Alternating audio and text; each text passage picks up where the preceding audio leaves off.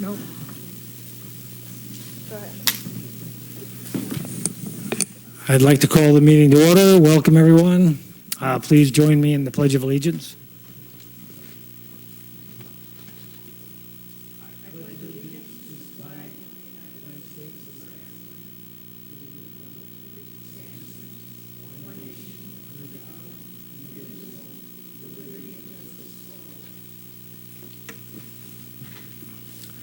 Thank you. We do have a quorum. All 5 directors are here. We don't have a report from closed session because we didn't have a closed session last time. Very good. Yes. Speak on an item, agenda number 2. Okay. Agenda review, speaking with the general manager, we're going to do a little swapping around, I think. At his request and suggestion, we're going to move 4B up to in front of the, right after public comment. We'll do 4B, which will be followed by 3F and 4A together.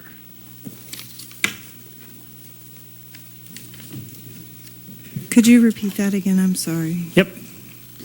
We're going to take item number 4B. Okay. And move it to right after public comment. And then after that will come item 3F and 4A kind of together. Okay. Thank you. They have synergy. And then we'll continue with the rest of the items in regular business number 3. Anybody else have anything else that they want to amend or change or move around? We're good? Yeah, I'd like to move us outdoors. I second. I can see Carlos now trying to get this stuff outside. Reconvene at 5:30. Yeah.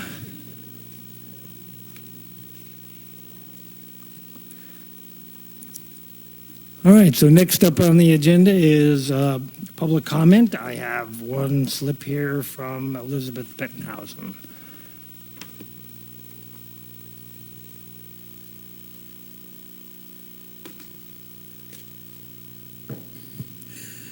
Thank you very much, Mr. President. I walked home from East Village to Park Hill this morning and was crazy enough to wear a sweater.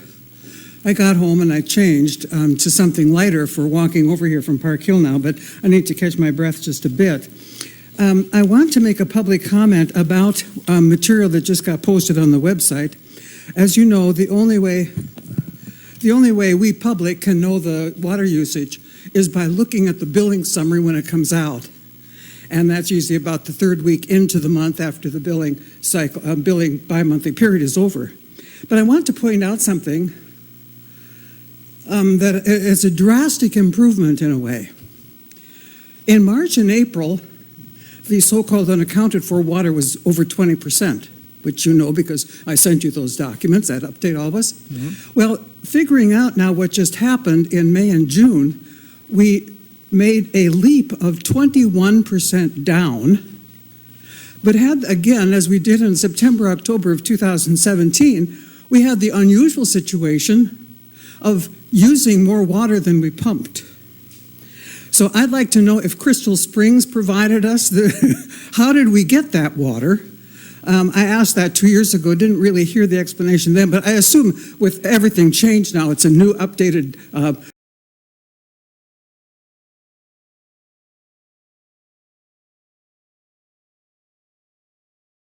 a shortfall on the pumping side. So that's my comment for now. On public comment, I commend the Mr. Green and the other staff. They're working, I was going to say something I shouldn't say in public. They are working very hard, and I'm glad that they are. And there are always things in CCSD to improve, and I am thankful for the things that have already made spectacular progress in my 17 years here. Without further explanation thereof, I will sit down. Thank you, ma'am. I also have another slip now from Ms. Dickinson.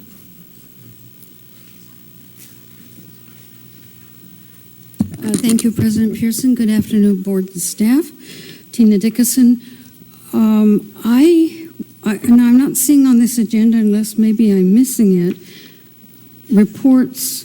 Oh, report on wastewater department's preparedness for PG&E, but I don't see a report, generally speaking, from utilities. So then I will ask my question here at public comment. A couple of days ago, I saw 6 or 7 folks down at the main pump at Main Street and Highway 1, Windsor, Highway 1, the big red and blue, the huge pump. And there were like 6 or 7 people with orange or red hard hats.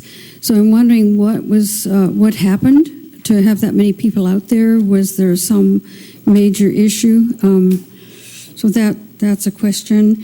And the other item is Mr. Green, when he was here last week, said that the reports of lab results from testing of all of the, for the contaminants and whatever, were sent directly or electronically to the regional board. I checked with Mr. Rocky on that because I put in a public records request every week to get the reports from Mr. Green and Ms. Bland, and he said that they do not come electronically to the regional board. So I'd like to get that cleared up, and I'd also like to find out what, by now, surely we have some lab results on the liquid content of the pond to determine whether those liquids needed to go to Kettleman or to South County. I haven't even heard a word about a truck going to South County. All I've heard is that the waste is sitting out at the wastewater treatment plant. This is kind of important, folks. So, thank you. Thank you.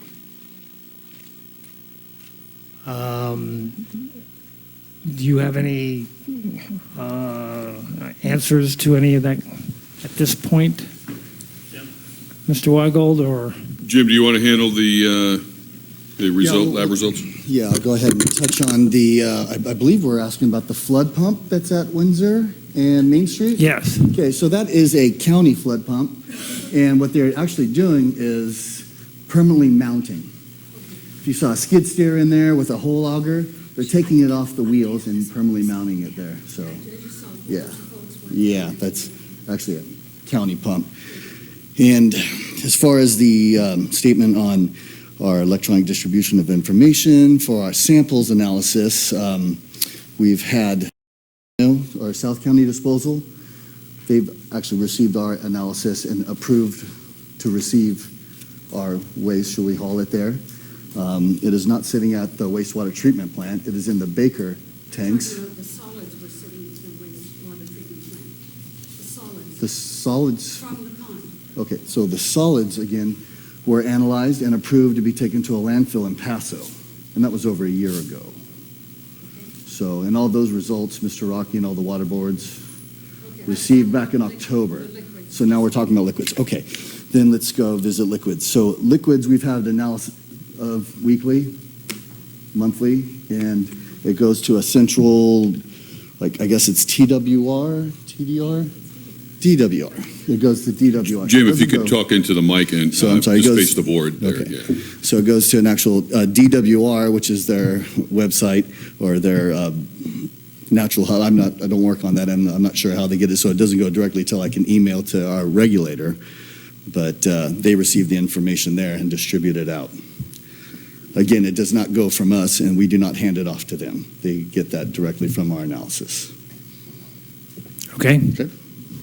Thank you. And, Mr. President, the last note on the wastewater report, that report is only given once during the 2 monthly meetings. That's given at the first of the 2 Right. meetings. Right. Yeah, the utilities report is once a month, and it happens at the first meeting every month instead of the second meeting. All right. Okay, Leslie Richards next, please.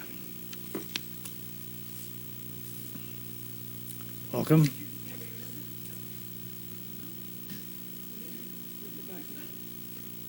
push there. Sorry. Leslie Richards, 35 resident Cambria. We just got our water bill, and we got our insert in the water bill. And I was I saw it out in the hallway at the last meeting, but I didn't really look at it, and I was a little puzzled because most information on here is for the school district and for the healthcare district. And it's a nice idea, but I'm kind of looking forward to more about the CCSD district. So much is going on. And in the old days, we had a fantastic newsletter that the CCSD district put out that was enjoyable. And we also received these.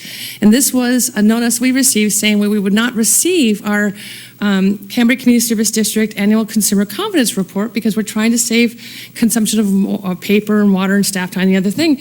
But we did get the school district report, which I don't understand. Not to be rude, I don't have children in the school district, and I really don't have any interest in the school district. I would much rather have this insert be about the CCSD, to tell you the truth. And I got a copy, and it's beautiful. I actually went to the office and got a copy of the 2018 Consumer Confidence Report, and look at this beauty. This thing is phenomenal. Look at the job the staff did on this. I mean, I appreciate that we're trying to save expenses here, but this is what I'd love to see as a ratepayer for water and sewer. This is all the information right here, but I had to physically go and pick it up.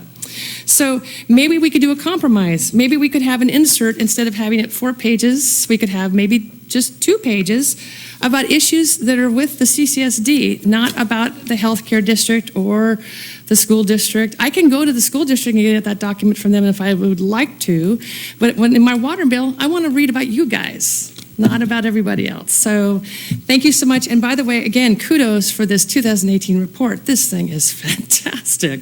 And I wish to hope everybody gets a copy of it. Thank you so much. Take care. Thank you. In answer to part of her questions, I met with the other 2 presidents of the other 2 boards, and this is the newsletter that we came up with. They will be paying their share of the printing and the mailing in order to do this, but we decided that as a trial, we would get this out, and we are looking for feedback. So thank you, Ms. Richards, for your feedback on the newsletter. Next, I have a request from Karen Dean.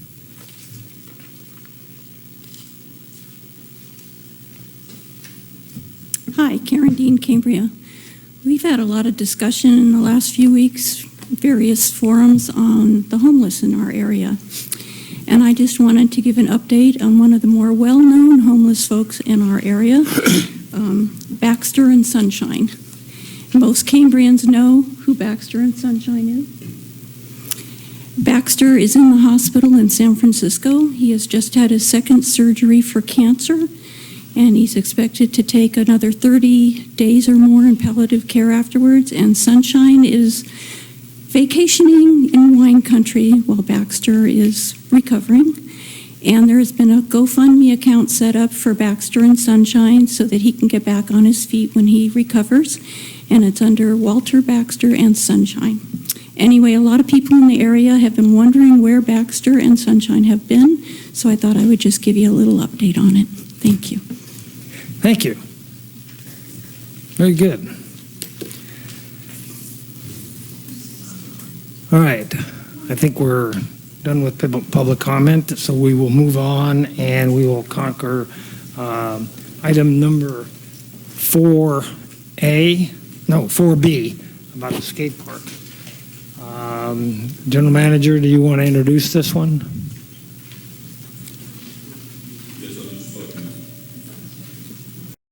I think Carlos is still on his way to give his report, so perhaps we can change that, flip and start. Okay, we'll start with 4B. 4A and 3F.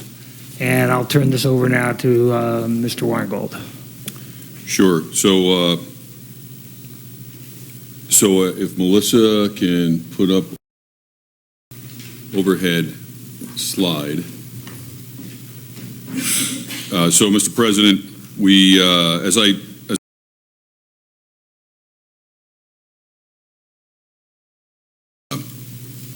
the district reviewing all of our hard installations, our equipment, within each department.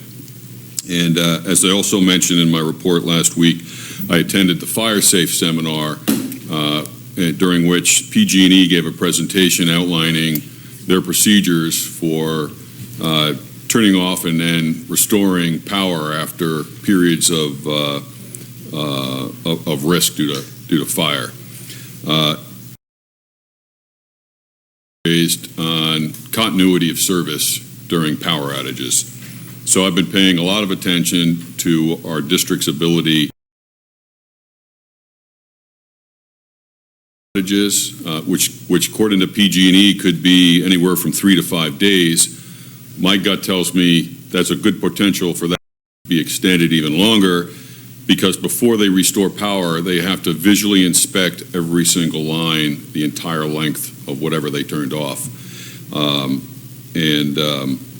So to that end, I've been going through all of our services that we provide, both at the wastewater plant, out at our lift stations, out at our wells, through the water plant, even in our own administration building down the street, and the fire department.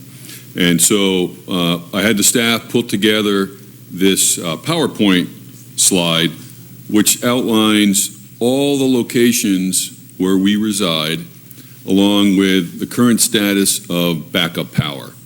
And what you'll see, and we're going to go into this in a little more detail, what you see is various abilities and capabilities to maintain through a power outage. So for example, wastewater, the very first item upper left is the wastewater treatment plant. Backup power, yes, we have a large generator there.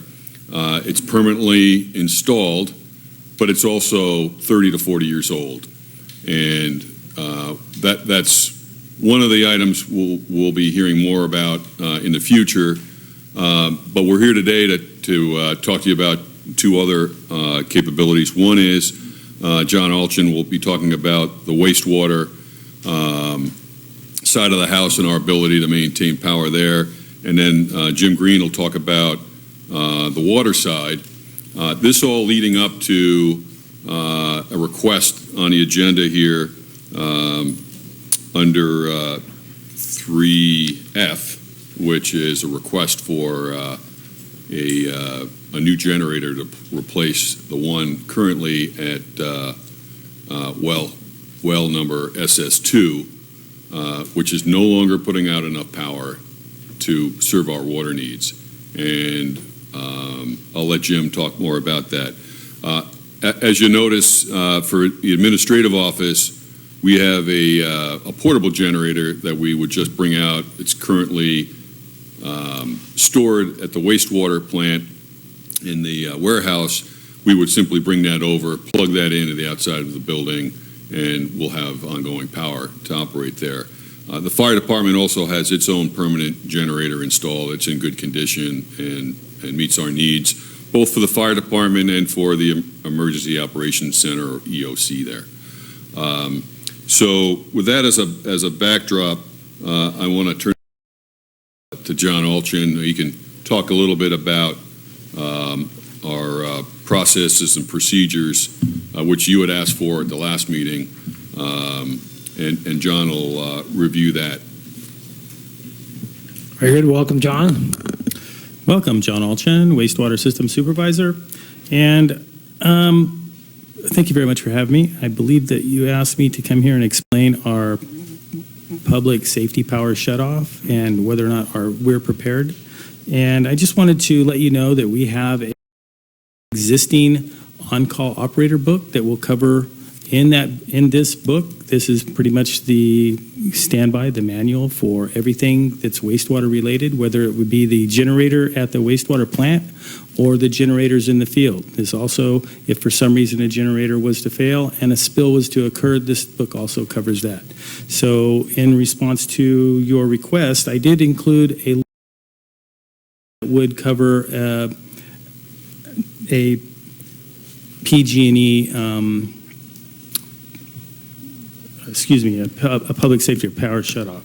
So in the event that a public safety power shutoff is called, the on-call operator will contact a supervisor. The following on-call operator will follow the emergency guides that are set up in this line. We'll always work in pairs in refueling and moving generators. Implement a 24-hour rotation. That'll be done immediately so that we keep somebody here at all times. And if a second, then that would be planned in advance. We'll check fluid levels on a daily basis twice, once in the evening, once at night, all fluids. Plan for fuel deliveries. Fuel deliveries would be during the daytime. If the fuel delivery, we have some generators that may not make it per day. If deliveries were to happen at night, then we'd have to bring in additional employees. If additional generators are needed, we have a list of, in case we have a generator in the field. As you know, all of our generators are, like the rest of the equipment, a little old. And so if something was to fail, we could bring it back up in. We also have, in addition to the location of the generators, we have applicable electricians that would come in and then make the connection. We would not do that. Prior to the electricity being restored, we would have to be working our Vector truck. And then operations are scheduled to continue as normal, except we would just be running on auxiliary power. I have SOPs for every single generator we have. Do you have any questions? Anyone have any comments or questions? Yes, Director Rice. Does PG&E notify us when they're going to be doing this, so Yeah. we know ahead of time? Their plan is to let us know a day ahead. That that's going to happen all the time, but that's what they said at the forum that we had. Okay, and then the other thing, general manager said 3 to 5 day outages. Yeah, that's the date that PG&E told us would be, on average, the amount of time we should prepare for. Uh-huh. But I see what you're saying. Okay. we should be prepared for losing power for 3 to 5 days. But that doesn't take into account if there actually is damage to the system. Mm-hmm. And then I think it's anybody's guess how long. So my planning is going to be involved at least a week, if not more. And does that mean the rest of the town would be out at the same time? The whole town? Yes, For 3 to 5 days? for 3 to 5 days. Without a catastrophic event? Hopefully to prevent a catastrophic event, correct? Exactly, yeah. The forum, the PG&E rep at the forum indicated that there are 2 transmission lines that come over to us. And both of those go through what he termed as red zones, that if there is a red flag event, that they're in that zone, that they may have to turn one or both of them off. If they have to turn both of them off, we will lose power for as long as they have to have them off. Wow. Thank you. Again, to remind everybody, the full audio and visual, thanks to Paul Nugent, is out on the CCSD website. Okay, it's under the fire designation, and then you go down in there under fire safety, I think, and preparation. And it's right in there, and you can watch the entire thing, including the 1-hour presentation by the PG&E people. Yes. Do we know how far away actions may happen that will end up affecting us directly? I mean, we have 2 lines, or 2 coming in, but I'm sure that those are feeder, and I don't know how broad this red flag event is. I mean, can something happen in Bakersfield, but we're going to feel it? Or is it? The indication was no. Okay. That those 2 feeder lines were the ones that were going to affect us one way or the other. And how broad are those feeder lines in terms of the Central Coast is what he said. They don't like to give out all the information on those because of homeland security and that kind of thing. So So these documents that I have here are also available on PG&E's website, and we've made them available on our website, so you can link over to them, and it covers all of that information. I know I do not believe that they tell you where their power Right. lines are. Okay, thank Good. you. Good. Director Howell. A question for John. Shoot. It looks like there's going to be a certain amount of extra. Is this working? Can people hear me? Hello, hello, hello, hello. Is that better? That works. I'm practically swallowing it. Okay. I would imagine that this is going to require, when this happens, and I'm sure it will happen, that it will require some overtime from staff. So there's certain expenses involved in that, and I'm just wondering, is your staffing level sufficient, assuming that you have people working overtime for as much as 5 to 7 days? Do we have enough people to do this without getting them completely burnt out? Or just how do you feel about this? And the other question, which isn't so much for you, is do we have money in the budget to cover this stuff? So I'll take that answer for John. I think John's going to say yes. I'm going to say yes. That's what we do. Good. But as far as the rest of your question goes, we're actually meeting the full staff, all management, on Tuesday to discuss that very issue. Okay, thank you. Yeah, thank you. You're welcome. And just a brief comment. My understanding in the presentation, the fire safe presentation, is that the transmission lines actually start from Northern California and do pass through the Paradise area. So what I recall the gentleman saying is, whereas we may not have wind events here, wind events over in that side of the state could affect us. You might not see anything here at all, and they would still turn off the power. That's what we need to be aware of. But Bakersfield, no, I don't think, because that's coming. Yeah. But I could be mistaken about part of that. But that was my take on that one. Okay. Good. Vice President Farmer. Yes, John, thank you for being here today. This question might have been asked by by Director Howell just moments ago, but I didn't necessarily interpret it this way.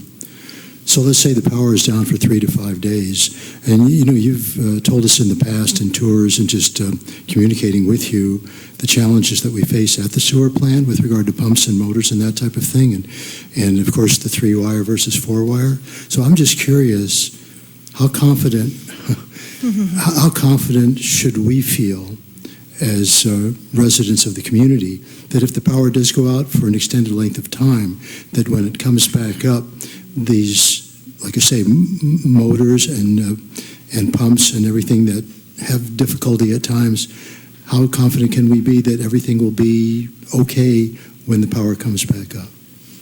So a power outage will not affect the performance of the pump other than they won't work. But it's power surges and power imbalance. So if you've got too much on one leg, and we have a Y system as opposed to a D system. So the Y system is most suspect for problems with that. And that's what we've had in the past. And there's no reason for us to lose power completely, move over to alternate power, backup power, and then transfer back to utility power with any difficulty. Okay, thank you. Yep. Good. Director Rice. I just want to commend you for a wonderfully thorough explanation of what the plans are if something happens like this, and the new GM also for taking this on when it became apparent that we needed to be prepared. I don't think this might have happened several years ago, so I appreciate the work that everybody put in. Thank you. You're welcome. Okay, I would also like to commend you on the manual that you've made. I think with the directions that you've got in there, I could almost start up one of your... Have you seen the whole thing? Nice. Lots of pictures and lots of very good explanations there. This has been an ongoing process. I didn't put this together myself. It was I think pretty much everybody on our crew has had an opportunity to put together one lift station or another. One person would take pictures, and the other one would, was good at computer work and could move the pictures around in a Word file, and then the other one could add information to it. And so this was finalized, I believe, a year and a half ago. Good. Very nice manual. Thank you. Good. Okay. We do have a request to speak from Ms. Dickinson on this topic, so let's have her now so we can answer her questions. Thank you. I'm kind of hoping that Mr. Alchin can help me out here on the backup power status summary sheet. So for well SS1 and SS2, it says backup power none, N, and then it says, but SS2 is powered by generator at SS2, but it says there's no backup power.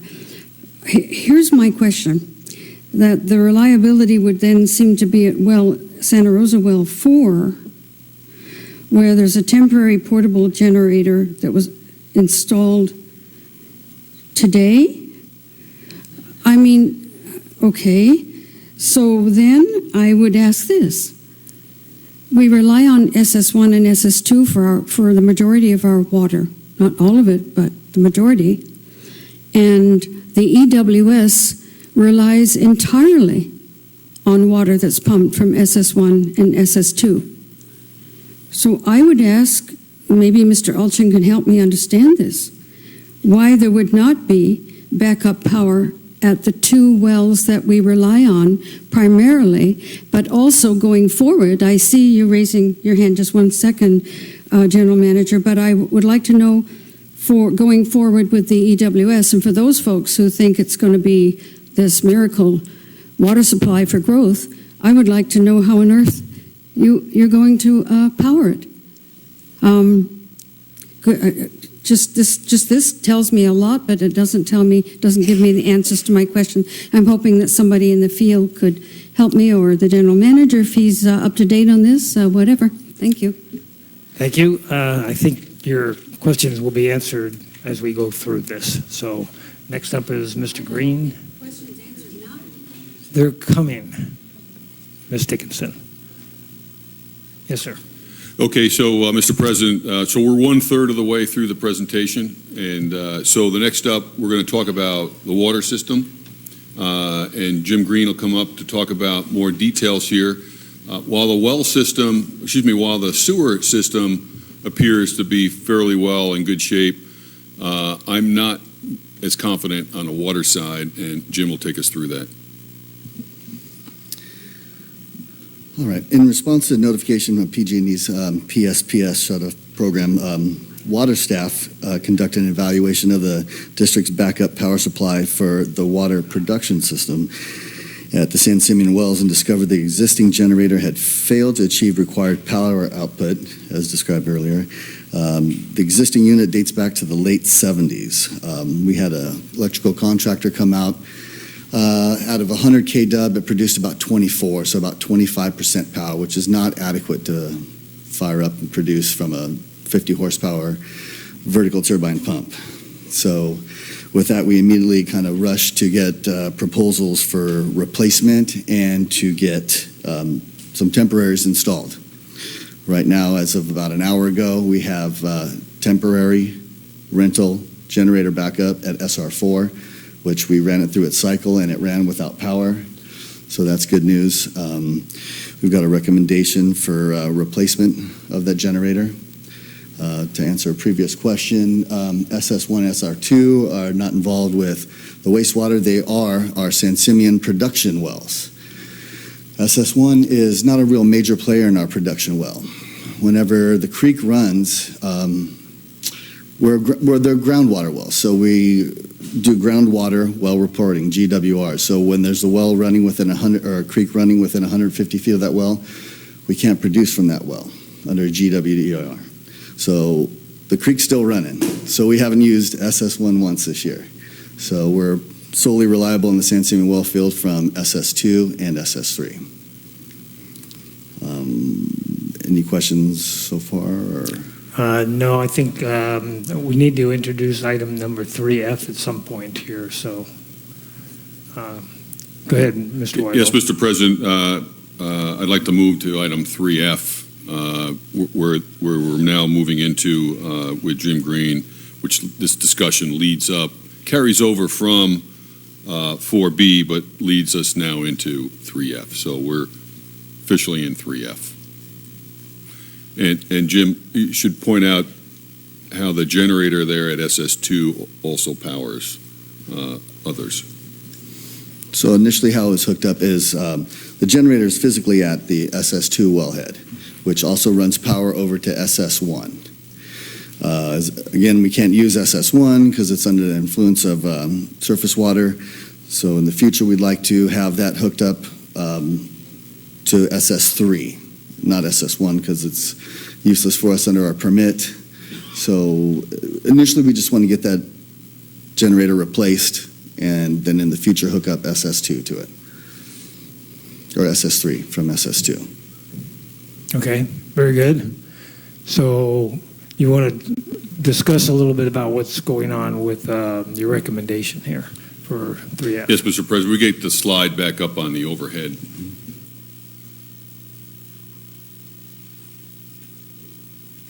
So as Jim mentioned, you can see a lot of ends there for no backup power. The issue right now, if we had not rented a portable generator and had that temporarily installed at the site of SR4, if SS2's generator had failed, we would not have the ability to provide water at all to the town. So this gives us a immediate backup at SR4. SR4 should the power go out because the generator at SS2 does not provide enough juice for us to run that. So before you today is a request for a replacement of that generator at SS2. And to talk about the financial implications and budget implications, I'm gonna turn this over to Pam to talk about that. In the preliminary budget that the board approved at the end of June, in the water budget, there was $436,000 that were earmarked to be discussed with resource and infrastructure over the next couple of months and determine exactly what of the priority 1 projects would be funded.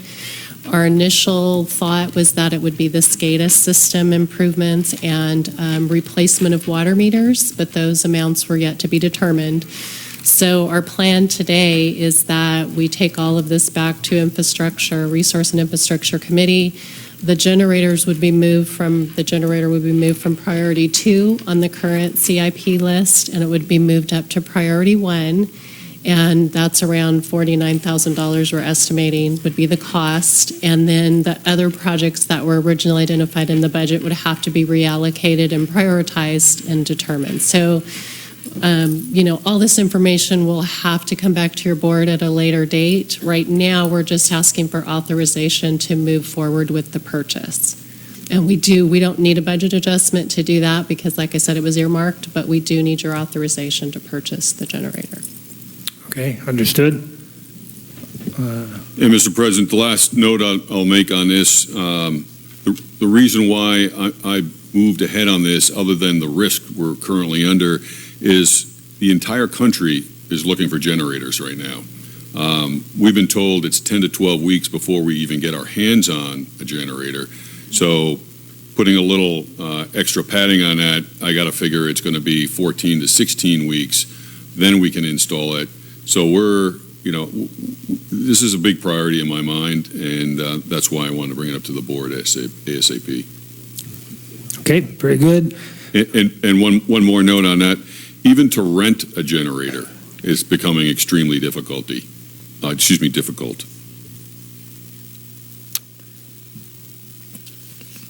All right, I have another request for this item 3F, and it's from Ms. Bettenhausen. And then Ms. Dickinson. Yes, ma'am.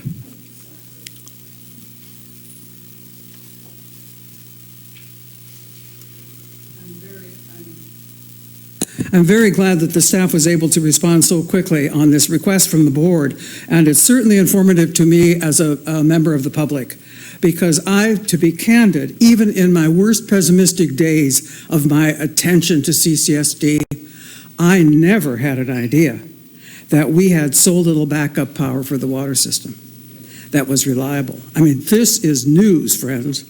And I don't like to drink, I won't get into my plastic stuff and bottled water, but thank you for bringing this up.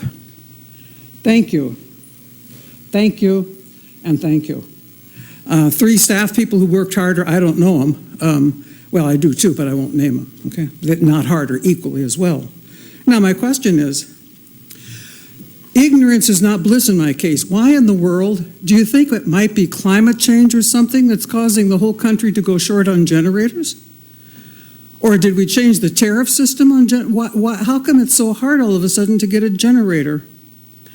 Since we have increasing use of electricity, but not always reliable. I saw the new solar array down by Cal Poly yesterday on the bus. Fantastic.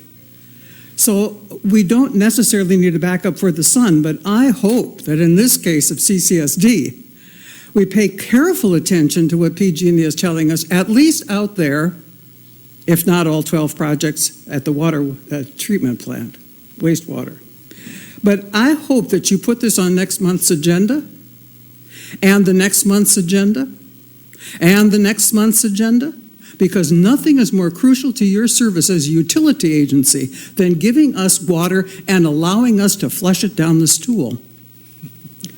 And if we can't do that, I grew up without houses. I know what it's like, and I grew up trucking my poor buckets of water. I know what that's like too. And we might have to change our quality of life standards all of a sudden, given what's happening to good old planet Earth.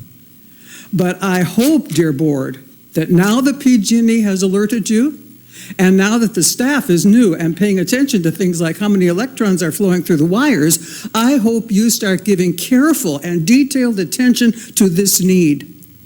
And ask yourself, as Ms. Dickinson already pointed out, why are all these N's in that column? Thank you. Thank you. Ms. Dickinson?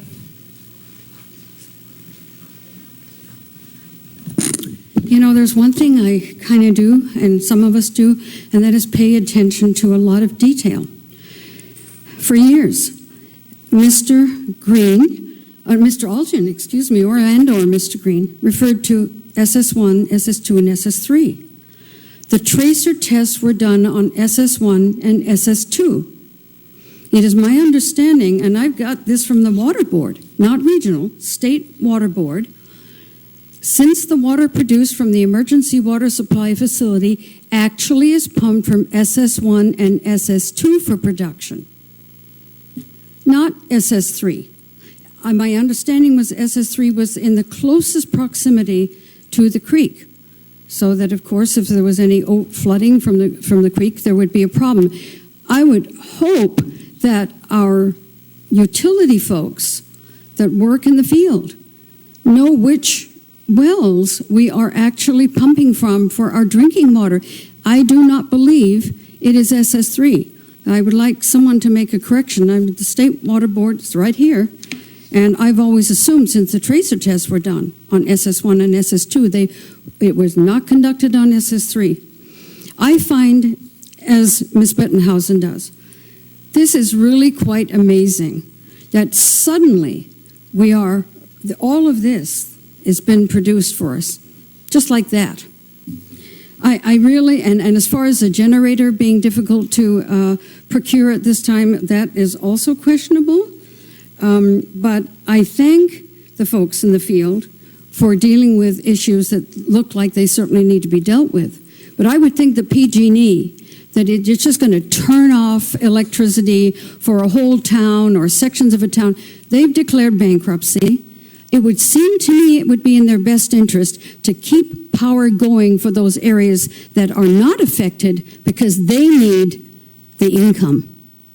They need the revenues to pay their bills. So this is not making a heck of a lot of sense to me. That somewhere up in Northern California there are issues and the power has to be turned off. That somewhere on the central coast of California that we're affected by that too. I do not believe that to be the case, and they can't afford to just be turning off randomly and then expect to pay their bills in the mess they're in. So this is really quite remarkable that this just suddenly comes up and all of this has to be dealt with. If it needs to be, I'm the first one to stand in line and say, go for it.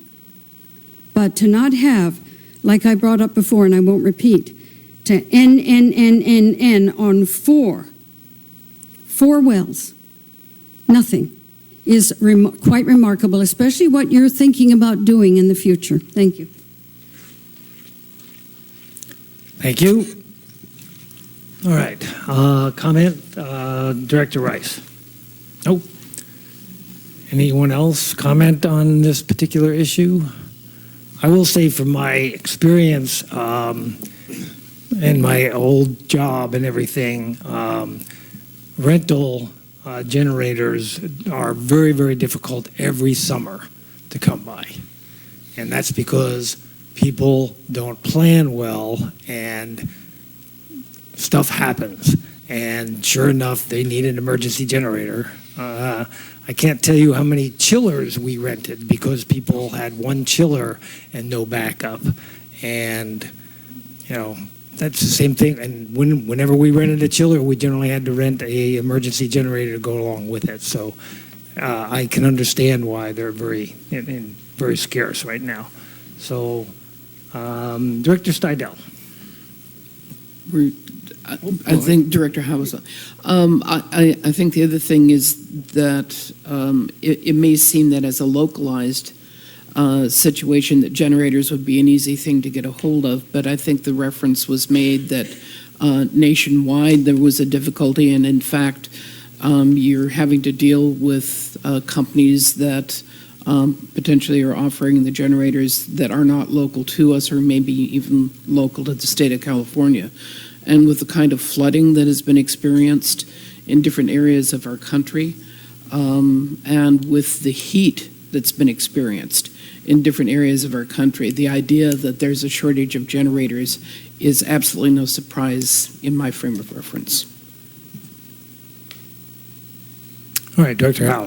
Oh, a couple things, but it is good to remember that the rest of the country is suffering with climate change just like we are, so it should not be too surprising, just to second what Director Steidel said. I did have a question. So we're looking at a 10 to 14 weeks to get the new generator. Is it proposed that we go ahead and rent for whatever, there is some material in the packet detailing that, and do we consider that separately, or is that part of this whole package that we're talking about now? Director Howell, the rental generator's not required for a vote. It was added for information purposes. So is that the plan, though, to then proceed with that, so that, because 14 weeks is a long time, yeah. That rental generator it was already procured. It's already here, and I'll refer to the chart again. That just got installed today. It's in place and tested at SR4. That's the SR4 one then. Okay. So what we are saying is that until we get the new one, SR2 could possibly be out during a power outage. Is that my understanding? Is that correct? SS2 would be out. Got it. Okay. Yeah. It's kind of like it hanging by a slender thread here. It's a little bit scary, if I may say. Things happen, and here we are. It's when the roof doesn't leak when it doesn't rain, so we don't repair the roof, and guess what? It's raining. Okay. So we need a resolution to authorize the purchase of the generator for $48,000 plus. So moved. So moved. Second. Could we have a roll call vote, please? Director Rice? Aye. Director Steidel? Aye. Director Howell? Aye. Vice President Farmer? Aye. President Pearson? Aye. All right. Very good. Get that thing on the way. Thank you, staff, for all of that. We'll now go back to number 4A, since I can see that Carlos is here. C. B. 4B, Mr. Sorry, President. 4B. Pardon me. 4B is to give us an update on the skate park. Carlos, welcome. Thank you. I appreciate the opportunity to be here. Good afternoon. You have my report in front of you. I provided a brief description of how the skate park came to be and the difficulties that we've had over the years to get support from parents and the community to be able to maintain it. In 2012, the CCSD undertook and assumed the responsibility of the maintenance and care of the park, and we've been doing that ever since. I also list the responsibilities that the Facilities and Resources Department is doing there, our cleaning and maintenance schedule, but again, I point out a few of the issues that we've been having with the ability for us to be able to keep up with the maintenance that that facility is requiring. I also point out in a recent inspection what we observed as far as the maintenance needs at this point. And both of the wooden ramps basically need a whole new top, whole new plywood, and possibly some structural repair once we take those layers off and see what's underneath. We also will need to get some painting and caulking of those two ramps as well. There are a couple of suggestions that I've made at the bottom of my report, which is hopefully we could take this back to pros and have them look at a couple of options. One is to look at the smaller ramp to see if it's still viable for us to keep maintaining it because of its age and the damage that it has. And two, the large ramp. There, throughout the years, have been additions that have been added to it by some volunteers and expansion of that large ramp. And it may be the possibility that we could reduce that size, eliminate some of those additions so that we can reduce the cost and the maintenance issue on that. And the last paragraph that I mentioned is, just an interesting note that we did have one of the local kids that is he's a skater. Last year, him and I worked together with his grandfather, and he provided a very thorough report, talked to a lot of the kids in high school, provided me with notes about every park that is in the county and further up. And basically what he found out from the kids is that the skate park isn't quite what a lot of the kids here want.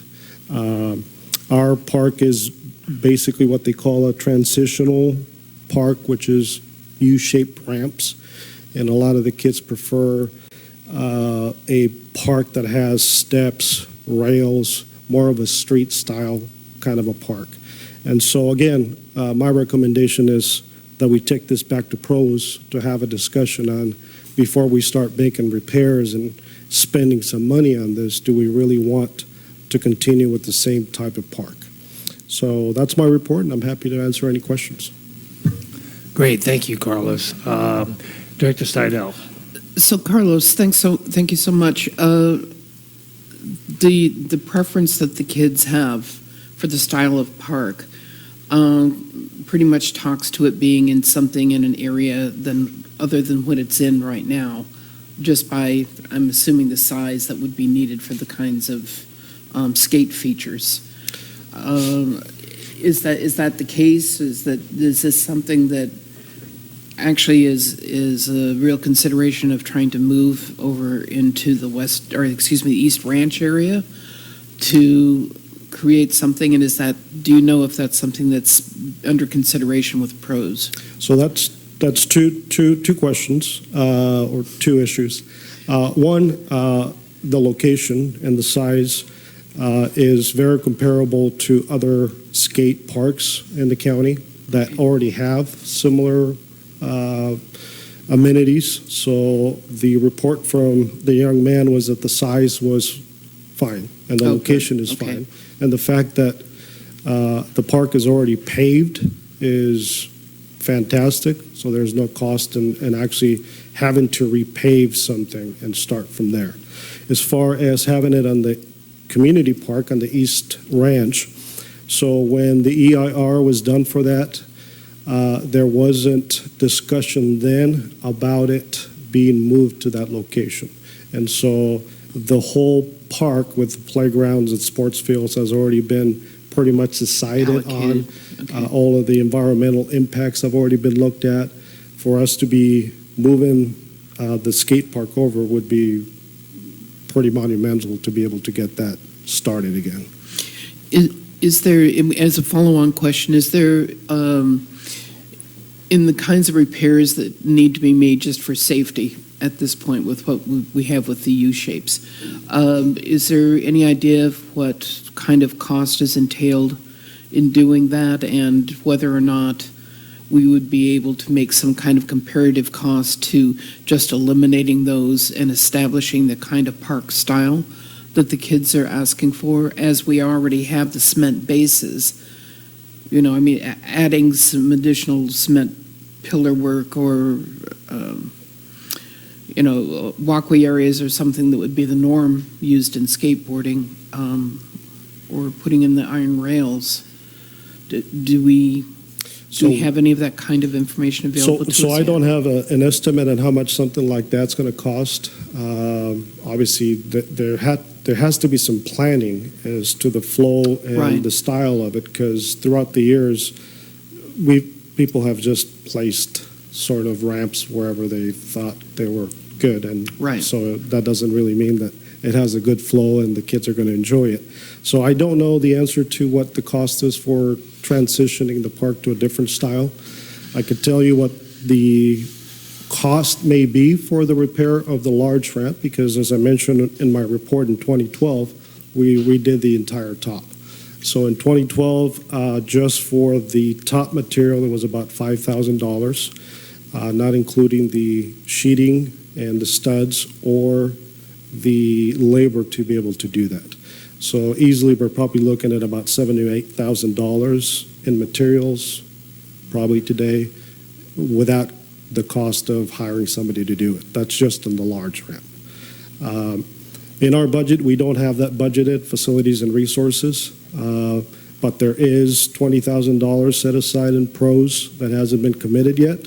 So we may want to have this discussion with pros to see if they would like to utilize those funds to make some of the repairs on the park. My recommendation right now, being that there are some concerns with safety at the park, is that we close it off. We can easily rent rental fence to come out and just fence off the park. It would allow us some time to have some conversations with pros before we actually spend some money and figure out, you know, what the right path is for the park. Thank you. Okay, Vice President Farmer. Thank you, Carlos, for this very complete report and all the work that you've done with regard to the safety and the structure of the park, as well as connecting with this young person, Mr. Martin. This may seem a little bit foolish, but I actually went through all the Martins in the local phone book, trying to see if I could locate Jake Martin and maybe have him just come to a meeting and explain from the kids' point of view what they would want. And I don't know if we can do that. It could be that he's already graduated from school, has moved on somewhere else. Obviously, you've already spoken with him, but I'm just wondering if it would be possible to maybe get some of the kids from the high school or the junior high school just to come here and have them tell us in their own words how they feel about the skate park, what changes they'd like to make. I think it would be a good experience for them and certainly be, I think, a good thing for us in the community. Yeah, I agree. I think we need that communication from the kids that actually use the park. As far as where he is, I don't know. That was his graduation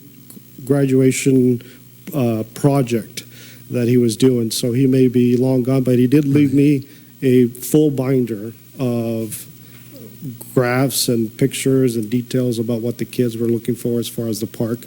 And I did report to pros before we started that project last year, during that project, and once he gave me his report, I also reported what those findings were to pros, so they're aware of some of those. Sounds like maybe this young man is an engineering major at Cal Poly right now. All right. I think the input on the type of park and everything needs to go to the Pros Commission first. I'd gladly have the kids come and talk to us after they talk to the Pros Commission. I, for one, I think closing the skate park at this point would be judicious, good idea. And that's a decision I think that the general manager can make and in conjunction with you, Carlos, and get that done. And then hopefully between you and the Pros Commission, you can come up with a solution quickly so that we can get the thing back open. So, Director Rice. Thank you for bringing the attention to the difficulties we're having over there with the skate park. I think it's important to have those communications, and since you're in contact with the board president of the school board, maybe giving him a heads up would be a good idea. And the kids' participation is also a really important thing. One thing I want to make sure that we're clear about in sending this to Pros is that there's a board consensus. We would like to be able to reopen it. We don't know if that is the right place for it or not, but that we're asking them to let us know how we can accomplish that, if that's actually the board consensus, to try and get it reopened in some way. Director Howell. I concur with everything that's been said, and thank you, Carlos, for your work on this. And I do agree that I think the next step is to go to Pros, but the board does need to make it clear, I think, that it is our intention to retain the skate park, and that might be a subject of a motion. But I also had as again, I'm coming down on two sides of this. I see where parent volunteers have come, and actually, as I remember, when the skate park was in the parking lot over here, I think that was an entire volunteer effort. So over the years, we've had parent volunteers, and now they've fallen away. I'd like to see some effort to engage the parents in this. Well, granted that the welfare of the kids in a community is very important for all of us, even those that don't have kids. It's very important that they have opportunities for recreation. Especially in a small town, you can get into a whole lot of trouble if there's not stuff to do, heaven forbid. But I've seen that in small towns, far more than in large cities. So it is a very important thing, and I think it's something that this board should consider. But I would like to see some effort to engage the parents again, to see if we can't get a little help from that side as well. And then to complete the thing, I have also received considerable concern from community members regarding the condition of the park and the potential of liability to the district. And so I would encourage, if it can be closed, I would encourage that it be closed until it's fixed. I think we're skating on a pretty thin ice right now. Mr. Carmel, perhaps you could, if I'm not correct on that, could you? Let me add is this working? Can you hear me? Let me add my voice to that recommendation. When you have your facilities supervisor suggesting there are potential safety issues at the park, you've raised the bar quite a bit there. So I'd strongly recommend that it be closed soon. So do we need a motion that we recommend that, or we No, just, it's an operational issue, and I think so too. I'm sure the general manager is listening very carefully. Yeah, I think it's up to you guys to do that. Yeah, we'll definitely get on it, and it shouldn't take too long, a few days, maybe early next week, for us to be able to close that down. As far as time frame, not only are we looking at having a few conversations with Pros, but to secure somebody to do it and to secure the material. So we're looking at, unfortunately, summertime when the kids are out there. Not the best timing, but we're looking at a few months at least. Yep. All right. Thank you very much, Carlos. Do we need a Director. motion to refer it to Pros? Pros is already working on it, so Okay. I don't think we do that. As long Do as need we're that. clear, because I agree with I agree with Director Howell that we make the intention clear that we would like to have an open skate park at some point soon. Yes. Maybe that should be a motion just to get it on the record, that it is our intention as a board. Another board could disagree with us, so I think it might be wise to. Okay. May I move? I would like to move that this board declare its intention that the skate park be repaired and opened. I'll second that. And reopened. Or if it gets closed, that it be reopened. Okay. Can we have a roll call vote on that then, please? Director Howell? Aye. Vice President Farmer? Aye. Director Rice? Aye. Director Stidel? Aye. President Pearson? Aye. All right, thank you. Moving along, we're now on item number 3A. Back to the beginning.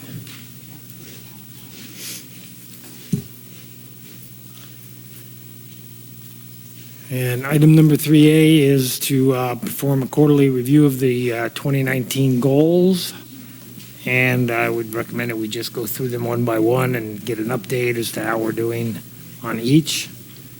So we will start with number 1, public outreach. That was a goal for the entire board. Any comment on how we're doing so far? I think the standing committees are doing very well. I certainly like Ms. Richards' idea of having a newsletter because that would help public outreach. That might be something that we want to consider in the near future. Figuring out how to do that, pay for it, get somebody to write it, etc.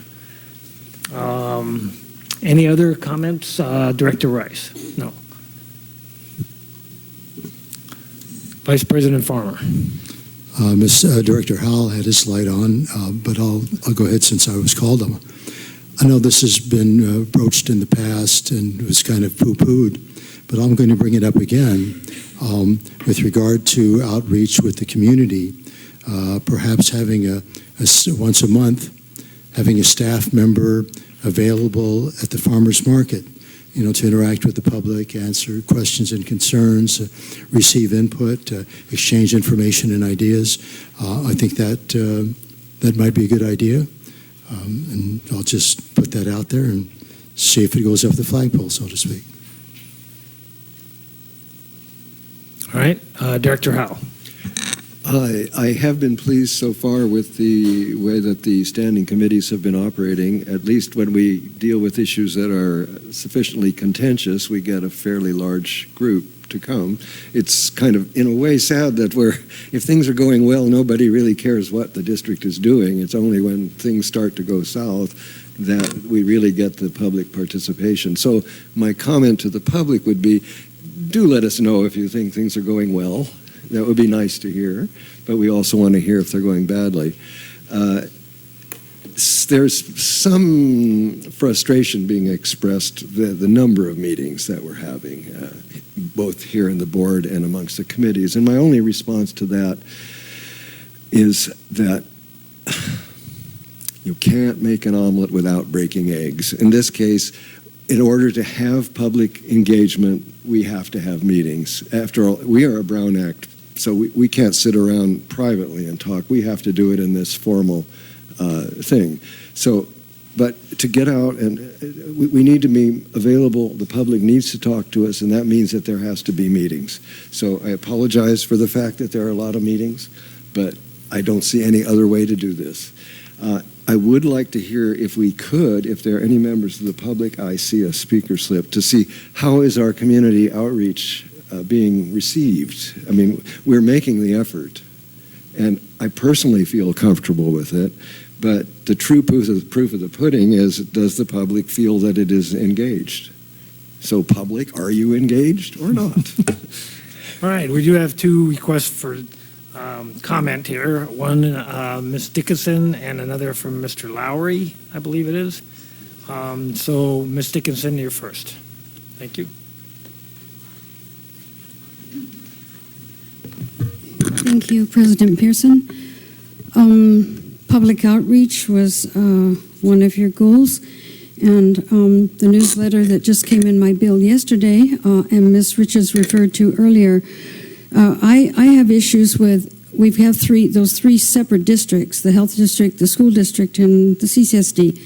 I don't see any need for the CSD to be including news of those other districts. They have meetings. People can go to their meetings. They can learn about what's happening with those other districts. So I would think that maybe a quarterly newsletter. I know we did have some time ago a newsletter. It was originally it was done very inexpensively, and then the district decided to use very fancy, shiny, glossy paper with lots of colored photos, which must have cost a fortune. But that was sort of that disappeared.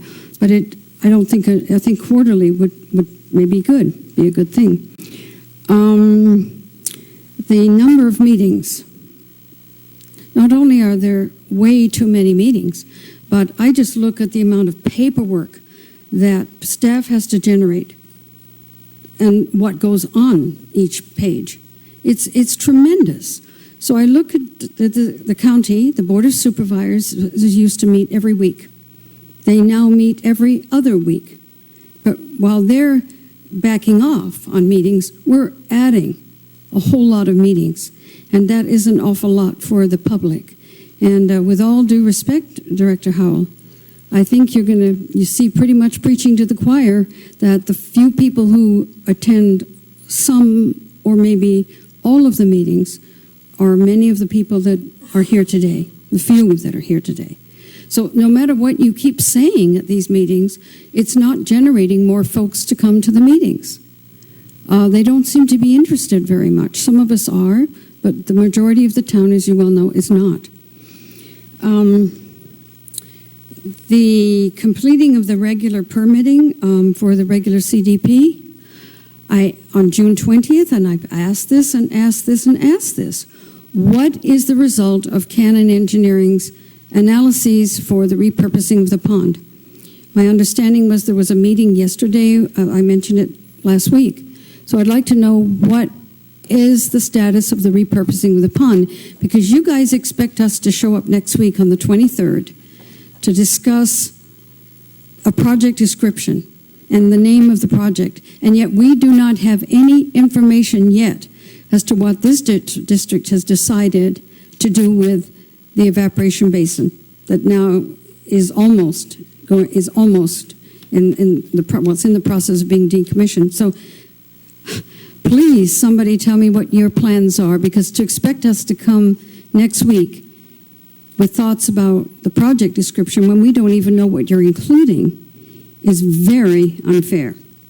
Thank you very much. There's a lot more, but that's as much as I have time for. Thank you. All right, Mr. Lowry, please.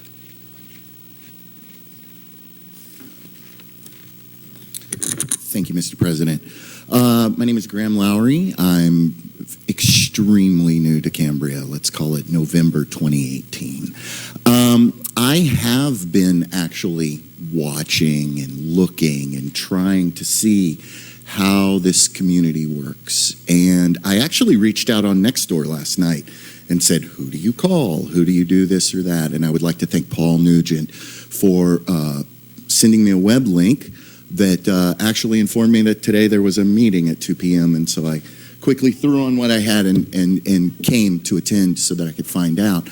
However, what was disheartening was there was no one from this council. If they saw it on Nextdoor, they didn't say, hey, we have a meeting. Come. I think that the outreach in this community towards other community members, especially new community members, is severely lacking. And Mr. Director, Mr. Howell, with all due respect, plenty of meetings are great for us, but we are the Cambria Community Services District that we're standing in right now. And part of that is service. And part of that service is to not put the onus on the population, but to own it yourself, to have an outreach strategy. Now, I am not sure, because I'm new, and if I speak out of turn, I apologize. I am not sure if that strategy has been adopted or if it was simply, sure, we'll do more. But a strategy might present a cohesiveness to this. I am not one to speak and not offer solutions and not offer elbow grease behind that. I do ask for your patience. I may attend these for several months until I figure out where to interject. Thank you again for your time. The note on the brochure put in the flyer or the bill was That was my reaction this morning, was what am I looking at? For a new person, I don't know what CUHD and CCSD means and who the board of directors are and what their business email is and when meetings are. There's a lot of information that's lacking, including the fact that the brochure opened backwards. But what I do want to say is offer a suggestion that perhaps the Cambrian is a good place to put meeting minutes. But again, I understand that that falls on the staff, and so I apologize. Thank you very much. Thank you. Can I respond briefly? Sure. Vice President Farmer. Thank you. Mr. Lowry, thank you so much. By the way, welcome to Cambria. Thank you. And as a new resident, thank you for getting up and your input. I just want to suggest, or not suggest, but just let you know that one of the things that I've done as a director on the board is that once a month I have what's called Table Talk at the Redwood Cafe on the first Wednesday of the month, starting at 10 a.m. And you're welcome to attend, and look forward to your input and your suggestions. You bet. Ms. Bittenhausen, followed by Ms. Richards.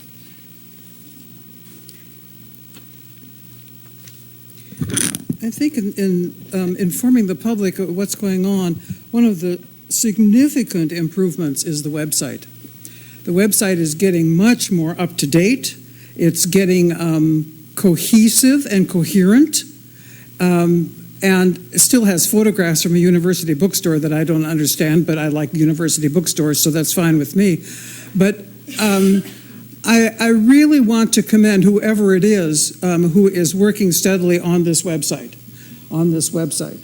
And the problem is, even when those of us who work social media rather frequently, as I do to post my photos, but also to talk about some of these issues, I always post links if I've got the link so that people can say, hey, I say there's a meeting, here's the link, blah, blah.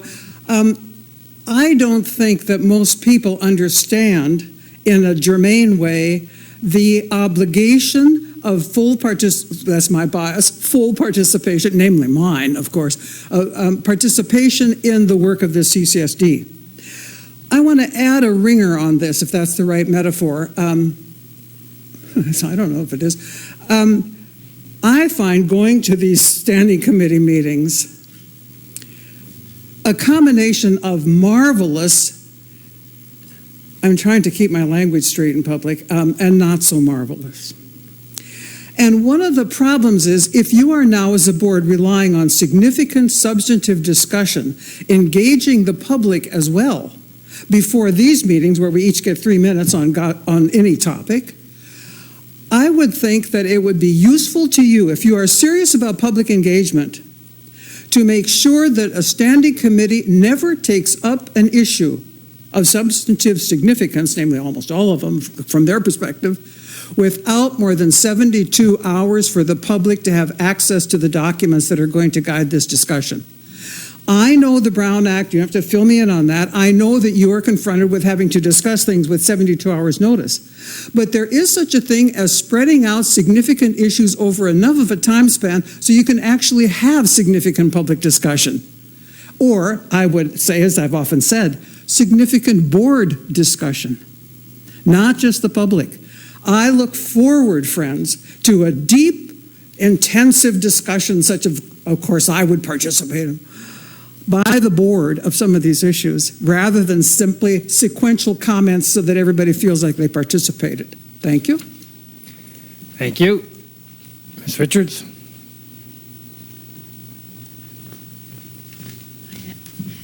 I had to check off as I was going along because everybody kept picking on the topic I was going to bring up. I do not agree with Ms. Dickinson about the participation. There are so many people participating right now, and they're watching, or they were watching, and they will be watching through AGP, the live feed on computers, at houses, on video. And AGP has been one of the most spectacular components of getting contact to the community here. So I also know that the reason that I can prove that that works is because we had Pilch change his position literally within 15 minutes of a board making an approval decision. Your staff were contacted with a project that was pulled literally within 15 months. So everybody is watching, including RWQCB, Coast Commission, et cetera. So we have a really great outreach, and it's that two-man crew sitting over here in the corner who I adore. I was going to bring up also, I have Harry's tabletop. Sorry, you brought that up. But Harry, I also wanted to add, how about a dunk tank? Just a bad joke at the farmer's market. Just comedy. And the other thing is, the way the CCSD works, the way the community works here, you feed them, they will come. That's one thing I've noticed is when you supply lunch, everybody shows up. And so it's kind of a weird situation in Cambria. So we could combine that, which what Harry has done with his table talks, which are fantastic. He has breakfast and he has conversation. Maybe we can do something outside the box thinking here where we have some events like this where we all just get together and chew the fat and have a barbecue, or, it's something creative here to bring the community together. The other point I want to bring up is, for me personally, the access to the office and the staff has been phenomenal. In 18 years, I could not go up to the front desk years ago and ask questions or for data. The staff has been responsive and receptive in ways I could never imagine they would be. So I just want to say kudos to everybody that's up in admin and the field staff as well. The field staff, everybody just seems to be in a better position now. They're happier, they're more open. I know there's issues and there's serious issues, but there is definitely a shift, a change here, and it's all to the better.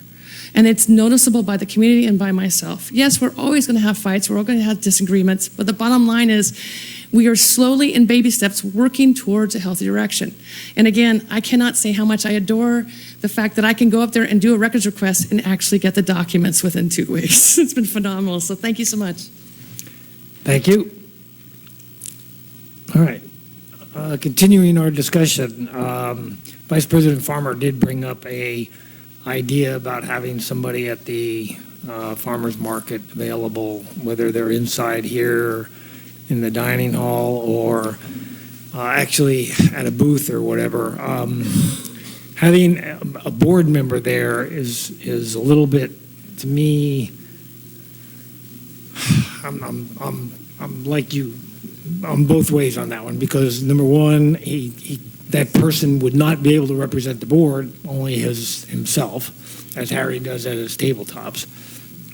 And so could not answer questions for the board, but only for him or herself, and therefore could only get feedback maybe and bring it back to this meeting. But this meeting seems to be the right forum for doing that anyway. So I'm not sure that is the way to do it. Vice President Farmer. Well, I didn't use board. I said staff, and the public, either in person or on video, on the computer, can see us kind of interacting with one another. But I was talking more about staff, people from the office, people out there in the field. Folks drive by, they see somebody out there in the field, they're doing something, but they don't necessarily know what they're doing. And I think if we had somebody, let's say from water or wastewater, just be available, and I think, there's always somebody, Jehovah's Witnesses, for example, always out there at the entrance to the farmer's market. Like I said, just maybe once a month, have someone out there from staff to answer questions from the public. Not necessarily board members, but like I said, but people that work at the office or work out in the field. Good. Something to take under advisement, Mr. Weigold. Okay. Yes. My only response to that is the need to consider that would be work hours that they would be committing to doing that kind of thing. It's either that or it's overtime, and which would have to be budgeted for if that was the case. And that takes those hours away from work time in environments where people are already carrying a pretty full load and trying to execute their day-to-day business. And that would be my only concern in that kind of scenario. Well, my feeling is someone committing for 2 hours once a month, and obviously it's not the same person. I mean, someone may show up at the farmer's market, do 2 hours a month, and they may not be back for another 2 years, if at all. So that's all I have to say. And I think, personally, I think it would be money well spent. Thank you. Director Howell? Yeah, we could go on and on. Yeah, I'm conflicted too. I talked once about keeping, as it were, office hours in the dining room. It might be possible. We need to consider it. I think maybe we should discuss this further. But just to throw out an idea, if we did do something like that with directors, but where the intention was to receive information, not to give it out, and perhaps have 2 directors so we can keep each other honest, as it were, might be a way out of that problem. Anyway, just a thought but let's keep this on our plate, I think. It's worth considering. Yep. Agreed. All right. Director Rice. I know a prior general manager, the one who did the newsletters way back when, would have brown bag lunch meetings with the community, similar to the table talks, where she would essentially have her lunchtime and have lunch out there on the picnic table and answer questions from the community. And I never went to one, so I don't know how popular they were, and I know she eventually stopped doing them. But it might be something to consider, or to have a staff person or the GM on a meeting day here an extra half hour early, so that's like an extra time if I've got a question. But really, anybody who has a burning question should be reaching out this direction, not because it's not our job to be in communication the other direction, but because if you do have something that you're concerned about, I mean, I know my number's listed in the book. I'm happy to give it out right now, 805-909-0814. Call me anytime if you have an issue that you want to discuss or you're concerned about something, so that I can direct you to where it needs to go. Director Howell. Just to put a cap on it then, I concur, and I just wish to remind all of our friends in the world out there that communication is a two-way street. It does involve 2. It's a ball game with both directions. So we do what we can to put ourselves out. We hope that the community will also make the effort to communicate with us. And hopefully between both of those, we can reach some happy place, I think. Good. I just want to comment, because I know I wasn't recognized, but since Director Rice said if you have a burning question, I would say, considering the time of year, just kind of temper it and so maybe add a little liquid to it. Thank you. Mr. Weingold, did you have a comment? I was just going to add, Mr. President, we're at the staff, we're looking at a number of areas. I'd call it almost in-reach instead of outreach, because my interest is letting the community have peeks into, particularly status of infrastructure that we've got, some of these issues. So we're kicking around a whole bunch of ideas, open houses at the water plant, open houses at the SWF to understand how that works, among other several ideas. So, but we're open. So if people have ideas and the kind of things they'd be interested in, my door and email inbox is wide open. Good, thank you.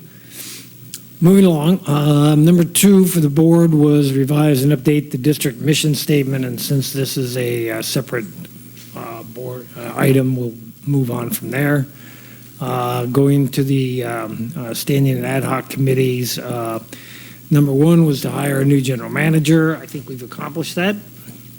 Number 2, advance the district strategic planning efforts policy committee. I don't think you've made any progress on that one, no, Director Rice? No, we haven't. And in fact, we are, as part of the last couple of meetings on the bylaws and the purpose of the committee, we're going to be focused on the handbook. If the board would like to undertake a strategic planning effort, I think that we would want to have more direction as to what the board's looking for. Yeah, I agree. All right. Complete the regular permitting and other actions related to the sustainable water facility, including the build-out reduction program. Again, Vice President. I'm sorry, I didn't realize we were moving just rapidly through the previous item. So I just want to make a couple of comments, something I wrote down earlier today with regard to strategic planning and the mission and vision statement. I think that one of the things that we should incorporate, I mean, it's fairly obvious, and pardon me if I kind of go on a little bit here, but I think it's pretty obvious, not here in this nation, but across the planet, we are not living in harmony with Mother Earth. And we can see the results of that. And we don't really appreciate our intimate connection with the natural environment. So, my sense of it is whatever, like I said, whatever planning, whatever vision we have, whatever our mission statement is, that we should incorporate the most harmonious and well-intended relationship that we should have with the environment, especially since we live in this beautiful place known as Cambria. And also, I think whatever it is that we do in this area, it values the well-being of our community as it presently is, and that any changes that we propose for the future should take into consideration what it is right now and has always been what makes Cambria such a special place for those of us that live here and those of us that visit here. Thank you. Okay, thank you. Again, we're on number 3, complete the regular permitting and other actions related to the sustainable water facility, and including the build-out reduction program. And I think we're going to talk a little bit later about this also, but basically we've tasked the Resource and Infrastructure Committee to discuss at their next meeting, which is next Tuesday, the process for how we get input and how we make a decision on the next step, which is the revision of the project description for the SWF EWS. And so I think that's the next step that we're moving on, and I recognize Director Rice to fill in a little bit more. So just to kind of set a frame around the outside of it, I don't think that we're going to be able to complete the regular permitting process, but we are hard at work on going that direction. And one of the things that has stalled us out in getting to the Planning Commission, which is the next step for our regular permit, is the Planning Commission at the county level. That we need to have a project description, and that's what the county has been asking us for. And the project description is a technical part of the subsequent subsequent EIR that was approved by the board in 2015, I think 2017. Wow, it's gone really fast. So the project description needs to be clear, because when we did that, it was the project description that it was in 2017 that we did the EIR approval? We certified it in June of 2017. Okay. So that when we did that, we didn't know that we were going to have to close the pond, right?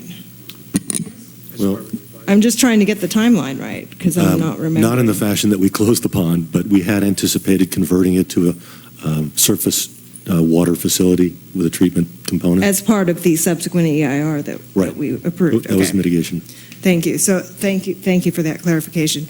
So what we do need to do, because it wasn't overly clear, is we need to make sure that we've got a project description that describes what's there and is clear about what the impacts and mitigations are for that project. So the project description is something that's more on the technical side, and I don't think it's something that needs to be debated at the committee level. In fact, what I was imagining the committee would be looking at is, and I thought when we talked about it, was to look at whether it's this SWF, which I believe came from Dean Flores, and something, and maybe some other folks in finance, on a finance side of things, to try and get the financing situated better, and to get a name for it. The project description itself, I think, it's incumbent upon the board to stay out of, because that is a more technical thing. What the board needs to know is, what are we asking them to permit? Are we asking them to permit a surface water pond? And that's a question for the board, not for a committee, to my mind. But we do need to know what are the parts of the components that we are asking to be permitted, so that the board and the community knows. I want to get community input on what those parts are, but I kind of think that's beyond this. I mean, I want to show up at that committee meeting.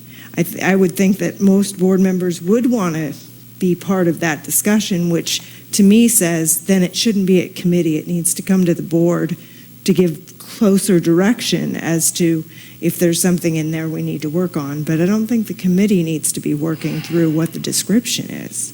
Maybe I'm misunderstanding what it is that the committee is tasked to do next week. Yeah, I think the committee's task, as it reads now in their agenda, is to talk about the process. How are we going to go through writing and what the process should be? As you said, it's very technical. We need a lot of guidance from the staff as to what should be in there and what shouldn't be in there. And I think the committee is just going to be deciding, okay, how do we get public input? How do we get, what's the format for showing the changes that need to be made to the board? Is that, option 1, option 2, option 3, or what it's going to be like? And I think that, Director Howell, is that your understanding as to what your charge is now? Pretty much. It seems to be a moving target, but it was never the thought, though, that the R&I committee would come up with a complete project description. Clearly, that's way beyond our expertise. But on the other hand, it is an opportunity to hear from others what they think the project ought to be. And that's fair and reasonable. The board doesn't need to go with it.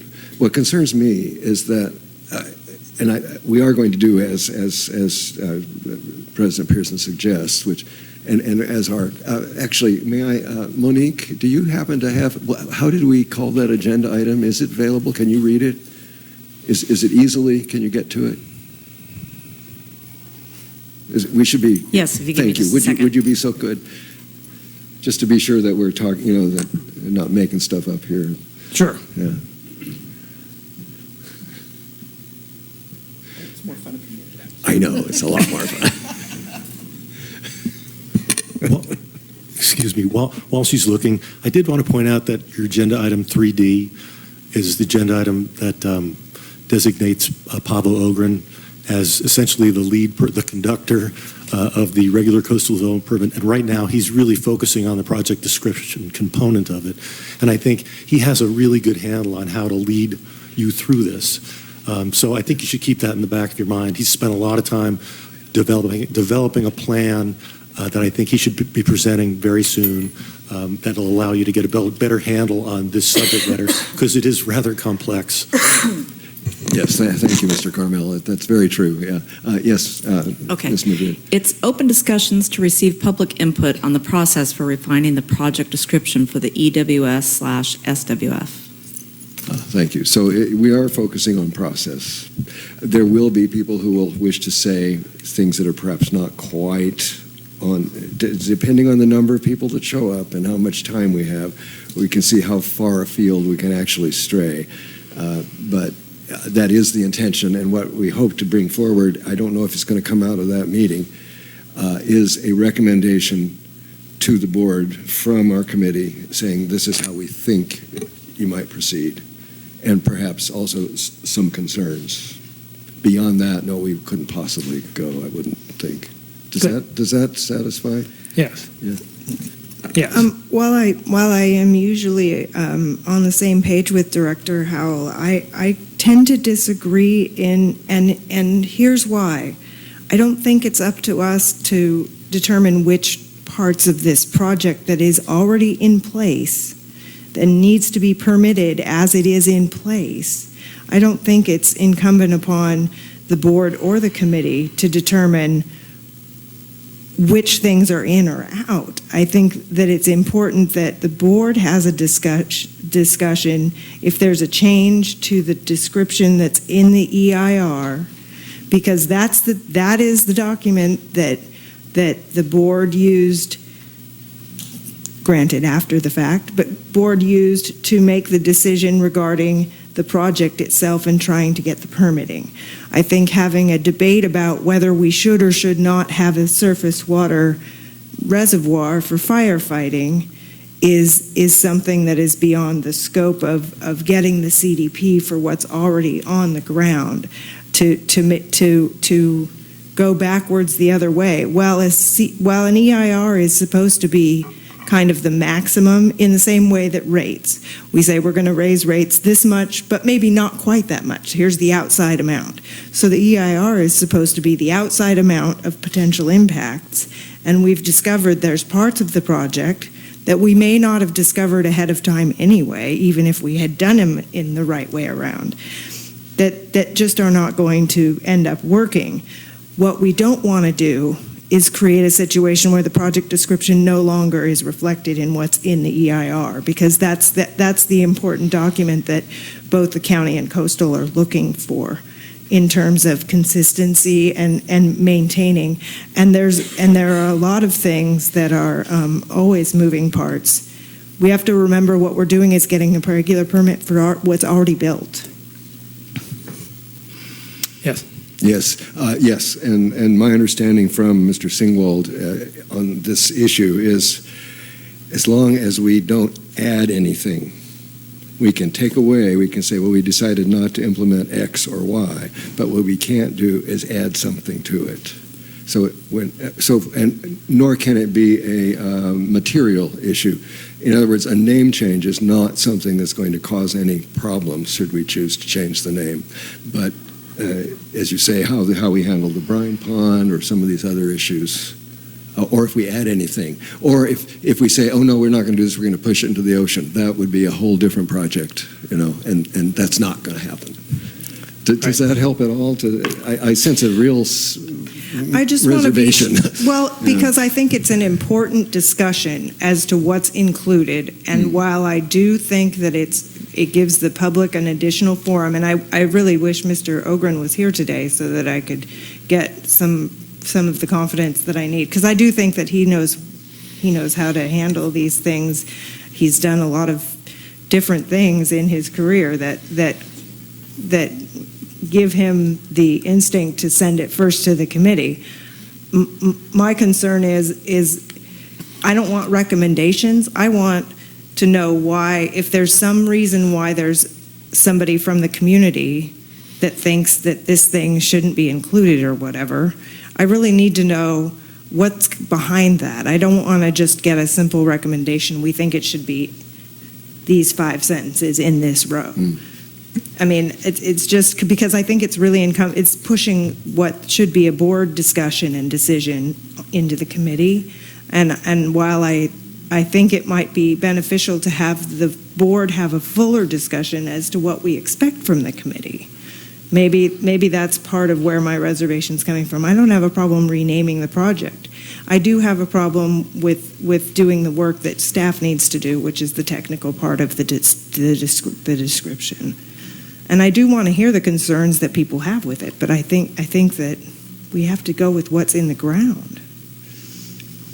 Indeed, I do agree with you. I think that one of the things that will come out of this, in fact, we've had some discussions, is really, excuse me, part of the issue is getting the actual information out to people as to what it actually is. There are probably at least 10 to 15 different, depending on who you talk to, as to what the facility is, what it's intended to do, and what its capabilities are.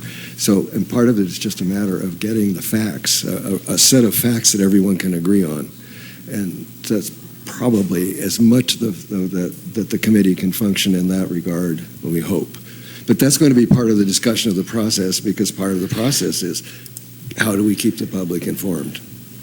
And so but I think you're duly noted, and we'll watch that. I hope you do come to the meeting. That's right. You can be there in spirit. It'll be fine. Vice President Farmer, you have a comment? I hear the apprehension in your voice, President Pearson. I just want to make this comment that, and it was just a few minutes ago that Director Howell was talking about, we don't want to make things up. And the response that you might not have heard out there was when Director Steidel said, "Oh, it's always fun to make things up." Like when we were told back, pardon me? Like when we were told back in spring of 2014 that dust would be coming out of your taps in October. We might recall that our the governor declared a statewide drought emergency back in January of 2014. We made an effort to obtain, at least the county gave us an emergency permit to develop a facility for and used in a stage 3 emergency for existing customers only and not for growth. We were given the opportunity, we were given extensions with regard to apply for that permit. Ultimately, it became not an emergency water facility, but I hesitate to use these words, sustainable water facility. How much money, how many millions of dollars a year have we spent on this facility that isn't operating, and we still don't have a project description? This is, and I've only been on the board since 2016, so perhaps I am partly responsible for this, but this is absolute, insert any word that fits. We don't even know the ultimate goal of this coastal development permit. That's something I would be really interested in, and I'd really like to know what the impact of this coastal development permit, whatever that goal is, what its impact is going to be on the community, the people that live here right now. I mean, what is on the horizon for this community if we ever get this CDP approved? That's what I want to know. That's what I'm concerned about. And I'm sure there's more that I could say, but that's enough. I think if I just might follow up, just one on my concerns. I think part of it is the board hasn't seen the description or have had Mr. Ogren or Mr. Singwald or any of the other interested parties, whether it's coastal staff or our own staff, show us the project description. So I'm totally in the dark too. So the community, I don't care if the community knows at the same time as me. I'm a little upset that I'm not getting information before we send it to committee. To me, it seems as if we should have that presentation about the description, because it could be, we're all talking theoretical. If it's in front of us, we might go, yep, that's it. And community input is community input, and we need it because it does make our work better. The final results does get better as part of that process. But I think part of it is going to committee before it even is something that's discussed by the board. Is maybe that's, I don't know if that helps at all clarify. My brain's a little less clear than normal.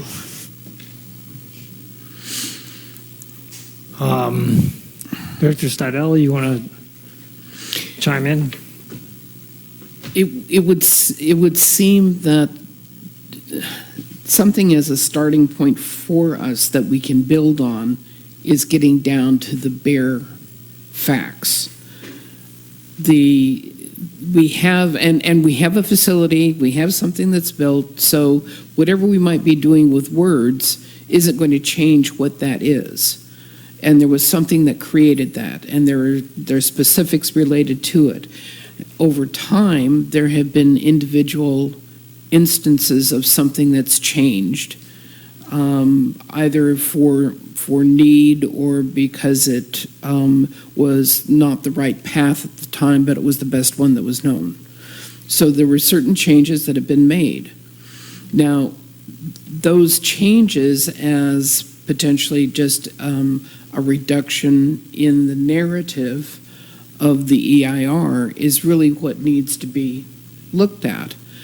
And those are very fact-based situations. Here's a list of things that was the definition of what was going to be accomplished. Here are the things that had to be changed or adjusted in some way. Here's the document that described it. Here are the things that need to be eliminated for that document so the alignment is there, so that we have the consistency of documentation that's in place for being able to move the CDP forward. And I appreciate there's all kinds of conversation here, and I appreciate the fact that people have very personal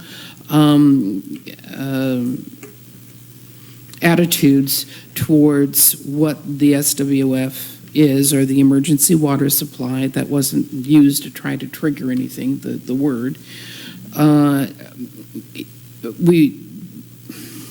I would like to see us get away from the rhetoric, go to the established of what was defined to be accomplished, define for ourselves also the specifics of what needed to be changed, make the adjustments to the SEIR to bring it into alignment with the actuality so that we can move the CDP forward. And it would seem that we have the ability to do that. And that isn't something that we have to get input from all over the place for. It's the starting point so that we can take that information forward and educate ourselves in total and find out if there are elements that potentially would need to be addressed, or to get feedback from the community in certain aspects of what the facts are. Okay, I didn't mean to get us bogged down in all of this. Discussing the goal, we all think that the goal is something that we need to keep on the table, and that we're making some progress on it. I think that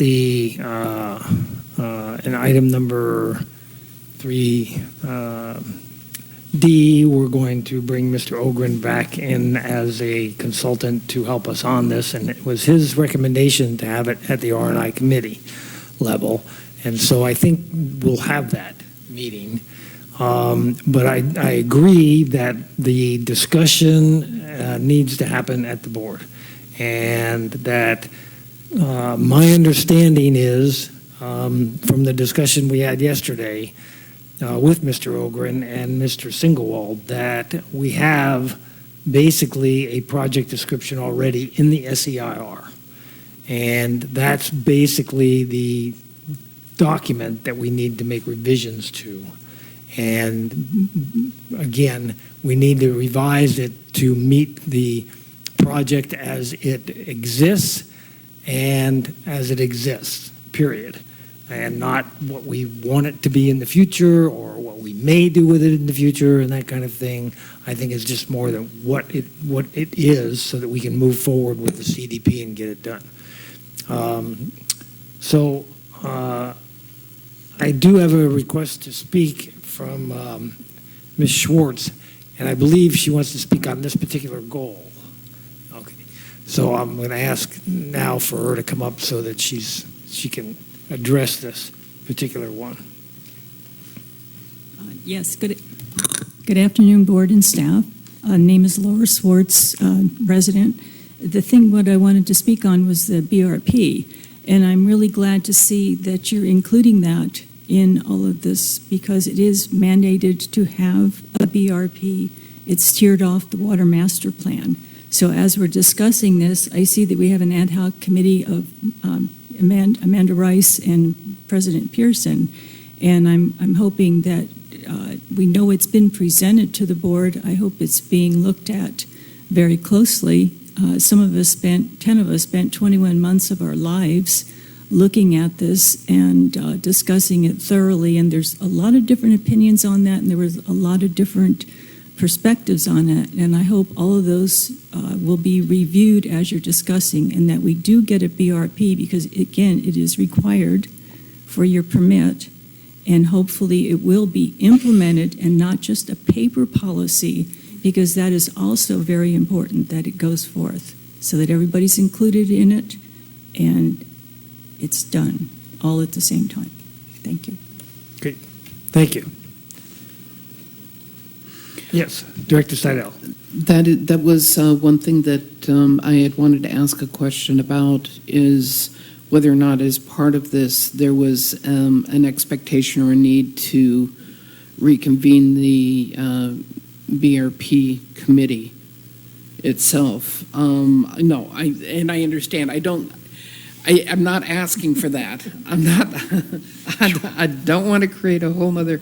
No. I'm mentioning it because I had heard over time that language, and so I just wanted to put it out on the table to see if that was an expectation or if that was something that was under consideration. And I appreciate Ms. Schwartz's information related to the BRP, and during its evolution, there were a lot of different kinds of ideas and conversations and opinions about it. But when that overall program paper was finished and put forward, the committee itself, with a membership, I think at that time, of 12 people. 11 of those folks voted yes and one voted no. Yeah, I don't see any reason to revisit the BRP, but we do need to keep it as part of the discussion. So, and I want to point out Thank that you. parts of it are being implemented. We have the lot merger program that's still in place, and there are a lot of things that are still happening with lot retirements and things like, not a lot, I won't say a lot. But there are elements that are still moving forward on the BRP. It's not, and just like with all the mitigations that are contemplated in the SEIR, all of which are in one way or another on way to being partially or fully implemented. Yes. We just haven't run the plants, so some of the mitigations are not relevant yet. Agreed. Okay, Director Howe. Yeah, I'd actually like for the BRP to be brought forward to another meeting, because when the most recent committee presented its report to the board, it was never discussed. The report was simply received, and there are significant differences between that report and the BRP that was proposed in 2005. So I think this board needs to either do something about, because the report of 2005 is in fact out of date, does not have any kind of financial discussion in it. It was supposed to be provided later, but certainly in the copy I had, it wasn't there. And there are significant differences between them. And I think that considering the amount of work that the current BRP committee did, I think it really does deserve to be brought to the board and the public. I don't happen to agree with it. It's excellent. I mean, it's very well done, but there are some assumptions there that I simply don't agree with. But I really think that there needs to be some action, because the existing 2005 BRP is really not even, I couldn't even dignify it by calling it a plan. It's that incomplete. And so we do need, and that committee did do a lot of work, and the report was never discussed. So I would request respectfully that at some point, not in the next month or so, but somewhere down the road when we finished the budget and done all the other stuff that we need to do, that we do devote some serious time to that. Maybe another meeting. Oh yes, let's do another meeting. All right, we will keep it as part of the goal, and we'll be discussing it as we go along. All right, I'd like to get through this before we take a break. So the next one is finalize the multi-year infrastructure capital improvement program. Do you feel that you've done most of that work? The multi-year part, we're kind of okay for 2020, but we're focused with so much on that budget that we haven't really looked down the road like we should be doing. So we're not quite there yet. Okay. Any other discussion on that item? Director Rice. I'm making an assumption that you're working with staff on that to determine which priorities are Oh, required yeah, and yeah. such. No, Okay. no, we're not experts. Yeah. And fortunately, our staff and our new GM seem to be taking good stock of what's there and what needs to be addressed. So thank you. Vice President Farmer? I like item 6B, solar options, especially on this beautiful day. You know, the world is moving forward with regard to solar and wind power, and perhaps with all the money that we spend on other things, that perhaps somehow we could investigate the best way of using solar energy. Here is a way to, let's say, reduce electrical costs or whatever way, shape, or form it would be useful to operate this district. Thank you. Good, thank you.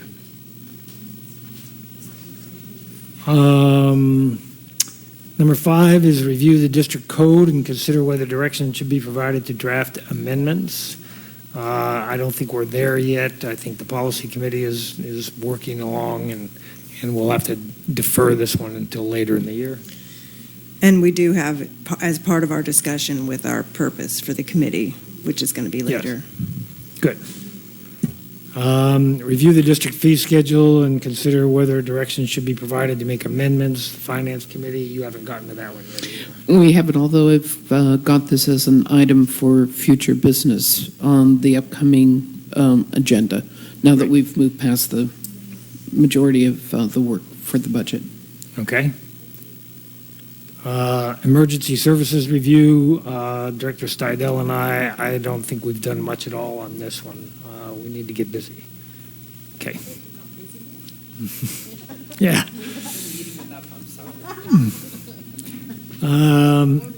Develop the annual Prop 218 rate review process. Is that also on your future agenda item? It isn't to the extent that we really were able to establish a good deal of this in the recent budget process that we went through. Some of it is, making sure that we've got the structure of our systems available to us that allows us to be able to have even developed the budget information that was there. And there were certainly conversations about it. It hasn't been formalized as a process, as a written process. The other piece to that is that might be worthwhile actually taking a look at when we get a little bit further down line in terms of our new system. That rather than having to hit that twice, that recognizing that we had a good process and exchange during the recent budget evolution, that but we potentially could wait as long as understanding the system requirements a little bit better to go through a formal definition. I have a question or a clarification on that one. So is this about developing the process to bring the approval request to the board from the staff, or is this about showing that the monies coming in are going for what the rate study?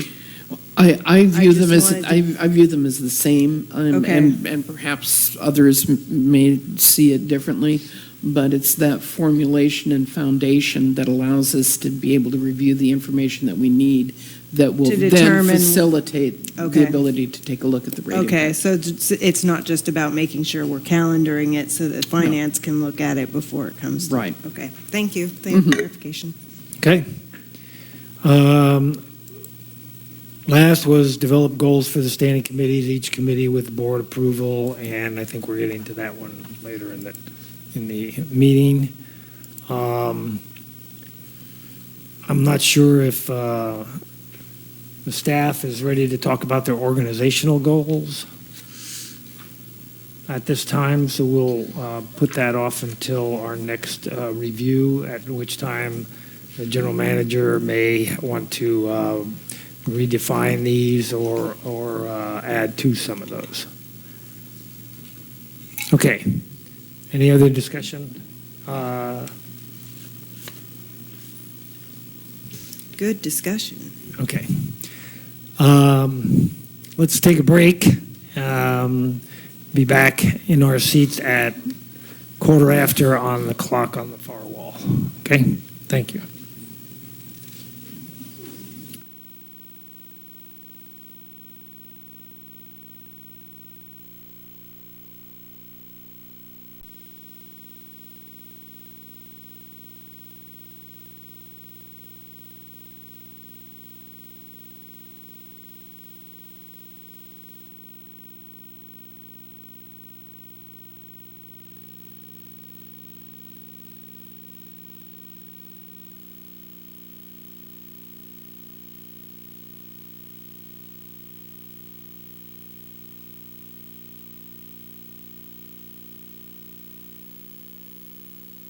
In here and get moving along. We're going to run out of time as it is. We are now on item number 3B. I gotta do my introduction. Damn it. Discussion and consideration of annual review of the affordable housing unit allocations. General The manager. general manager, no, I think Tim's going to introduce okay. this one anyway. I get to introduce this item. All right. Okay. CCSD Municipal Code Section 8.04.110B requires the board to annually review the Affordable Housing Program allocation numbers to make sure that there are sufficient allocations to satisfy the needs of the community. And as you know, this is a very hot topic recently. Melissa Bland, our management analyst, she manages that program. She developed the administrative procedures for the program, so she's going to give you a comprehensive staff report regarding the matter. Melissa? Thank you. Hello. I don't know how comprehensive because it's pretty basic, but we have 56 units that have been set aside, and I started here in January of 2018 and heard nothing about this program. There was very little interest in it, and since July 1st, I've received 21 minus 4, a lot of applications to process in just a few weeks. So the total applications right now, we've got 21 with that totals 32 units being asked for out of that 56 unit allocation. So based off of that, I still think that the 56 units is adequate. And as these come forward and actually start to process at the county level, we haven't pushed any of these projects through in a long time. So I'm curious to see if the actual processing of these and permitting that they face is going to slow down the interest in the program, because I think it's going to be a little bit more difficult than some people imagine. So I think the intent of this staff report is just to make that decision on the allocation, and my recommendation to you guys is that 56 units is definitely adequate. Okay, thank you. Mm-hmm. We have a request to speak from Mr. Burgess, I believe it is.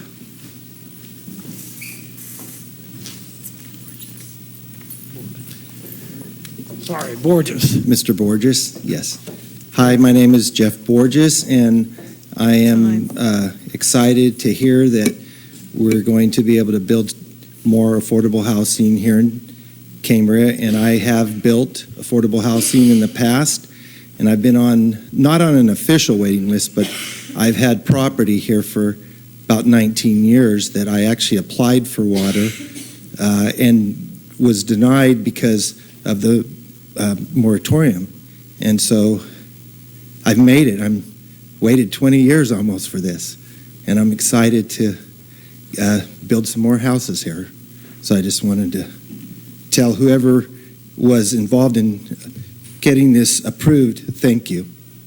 Okay, thank you. Appreciate you coming. I also have a request here from Ms. Bettenhausen. Yes, I want to thank Ms. Bland for a very clear statement of the agenda item. It put my concerns aside at the moment, but I do want to ask now one question. Does the board have any policy as to how many affordable housing permits could be granted in a year? That is, might it be possible, hypothetically, to grant all 56 in 1 year, or are there other criteria by which that judgment is made? And I confess I've not looked at the website regarding the application forms. It might be there.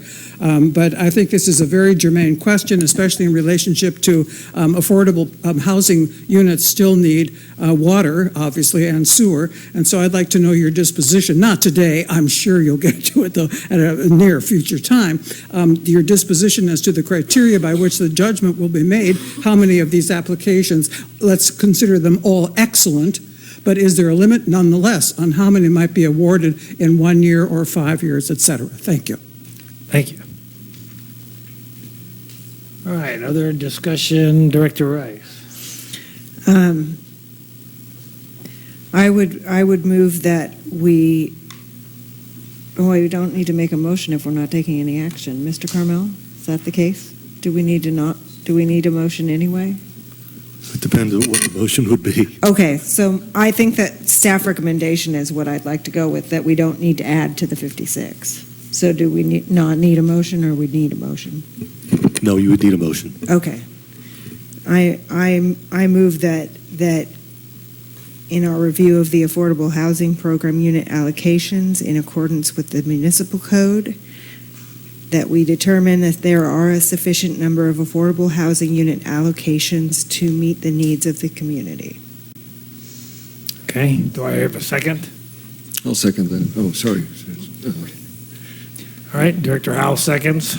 I have We have just some on the discussion now, please. All right. I'd like to thank Melissa and whoever directed that action so that we have a process now to answer the question that Dr. Bettenhausen asked regarding could these all be done in 1 year. I think it would require more meetings because each one on a case-by-case has to be determined by the board of directors whether or not we're going to allow for that additional connection and the additional hurdles of do we have enough water to serve another house will also be considered at that time. So I think it's unreasonable to assume that we could do 56 in a year, but that we don't have a current policy limiting that. It's the county has a policy about how many permits that they will issue to a community in a year based on their programs that they have. But whether we give them a letter to say we're going to give them water is the only thing that's really affected in this. And Yeah, that's my really the only, understanding. that's really the only thing we're deciding would be whether we can give them water and sewer service. I have a couple questions that you might be able to answer, and if you can't, I'd come back next time. Your form indicates that they should fill out how many of each different kind of housing that they want, but I thought that the current county regulations stipulate that we can only build in the extra low and low categories at this time. Actually, anything moderate income and below will be exempt from the GMO. An applicant could still indicate workforce, but that would be, if you wanted to grant that allocation, they would go straight to the wait list because they couldn't continue to the county at this point in time. Okay, so it does include moderate, though? Yes. Okay. All right. Vice President. It does. Vice President Farmer. Yeah, our code. For the discount. I'm sorry, guys, I can't hear you. Sorry. Yeah, and actually, this is not really probably germane at this time. So let's just pretend I didn't say that. Having an off-mic Yeah, conversation. sorry. Let's move on. Yeah, but I'll look that up. There needs to be clarity, but clarity with everybody on that one, because yeah. All right, Vice President Farmer. Thank you. I don't know if anyone else, other than myself and Ms. Bettenhausen, Dr. Bettenhausen, happened to hear this item on the news this morning from NPR, but our Governor Gavin Newsom is really pushing for more housing being built in the state of California that has a population of roughly 40 million people.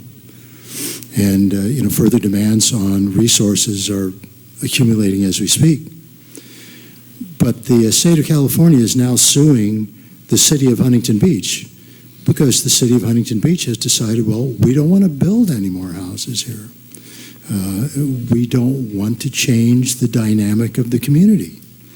And so this is a city, the state suing a city, not allowing the city to do things the way they would like to do them. I just want to comment, and I know I've made this remark before, so I'm just going to add on to it once again.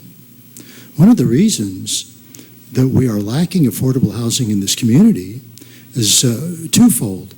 Number one, people who own homes here, own houses here that are renting them, people that don't live here but own houses here that are renting to people here, are increasing the rents. Therefore, the people that are living here can't afford those rents. Or the people that have these long-term rentals are changing them to short-term vacation rentals so they can make more money. This is as much creating the problem that we're talking about with regard to affordable housing than anything else. People are moving out of this area even though they still work here. There's something not quite right about that. So my concern is, and this is kind of a moral obligation that we all have to everybody else that lives on the planet, to be considerate of their needs. And I just don't understand why people that own property here can that therefore are raising rents, raising the cost of rent, or changing it to short-term rentals. I don't quite understand how they should be able to affect the overall well-being of our community, which is exactly what is happening. It just doesn't seem right. Like I say, there's something about, and someone could step up here and say, well, hey, I do, and this is why I do it, and who are you to tell me what to do? Private property rights. Like I said, we need to shift our consciousness as to how we live on this planet and how we affect everybody else. And that includes what I just described. Thank you. All right, thank you. Any other discussion on the topic? All right, let's have a roll call vote, please. Could we have a restatement there, please? Do you want to read it back?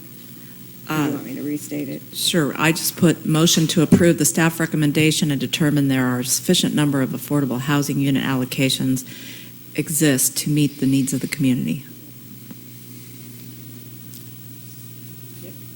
Okay.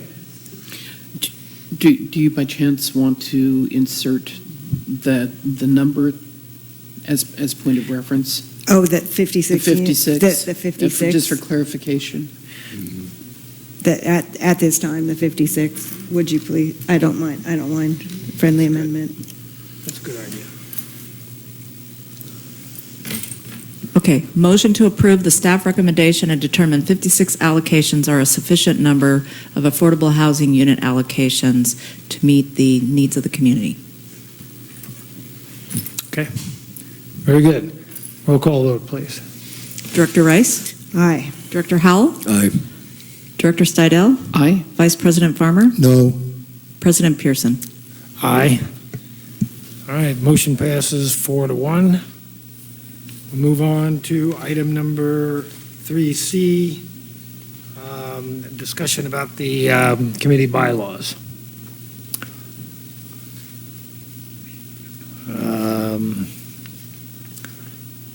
Staff recommends the board discuss the recommended bylaws, revise them as needed, and approve the bylaws as revised. All right, so any comment on the bylaws at this time? Director Rice. So a subcommittee of the policy committee did look at the changes that were requested from the board, and including the change to on page 4. Change to the Rosenberg's Rules of Order, which is a slightly less formal parliamentary procedure rules, and that neither the chair, on page 2, under committee officers, neither the chairperson nor vice chairman may serve as secretary. I thought we only had chairperson, but I'm sorry, I did not have time to review these, because also under 2.3 C and D, those are entirely too wordy, and I believe that I made that comment and probably volunteered to fix it, and then, sorry, dropped the ball, take the blame. apologize and happy to revise that when we come to them maybe next time for review, because I think that if it's unclear how things are, how people are appointed to these committees, as long as we know how they're being appointed, I think we're okay with it as it is. That said, we didn't make any changes, as I said last time, to the statements of purpose for the other two committees, and we did come up with a statement of purpose for the policy committee.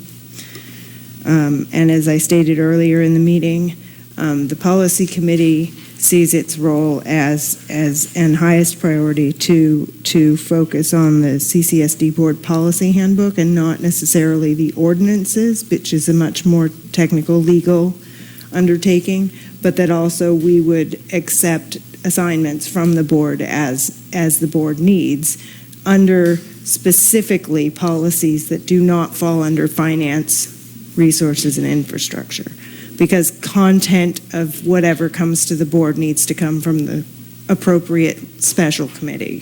So if it's something like, let's say, the reserve policy, for example, the content of that needs to come from the finance committee, where I heard the confusion from the meeting last week and what you were saying. I think that the policy committee isn't going to be doing the formatting. I think it'll become clear when we bring forward what is essentially will be the table of contents or the outline for the policy handbook. So the reserve policy has a number already in the table of contents in the structure we're doing. So that's the number that will get assigned to the content once the board approves it. So the formatting part is mostly just making sure that it'll be in line with the table of contents we're currently working on for the board's approval. Because the board will then look at that and say, these are the areas that, and it's kind of, it's difficult to discuss in the abstract, but there's a table of contents as part of the CSDA policy manual that numbers things. You know, there's certain numbers that go for admin under the 1,000s, or certain numbers that, you know, if we're talking about finance policies, those might be under 2,000, just as an example.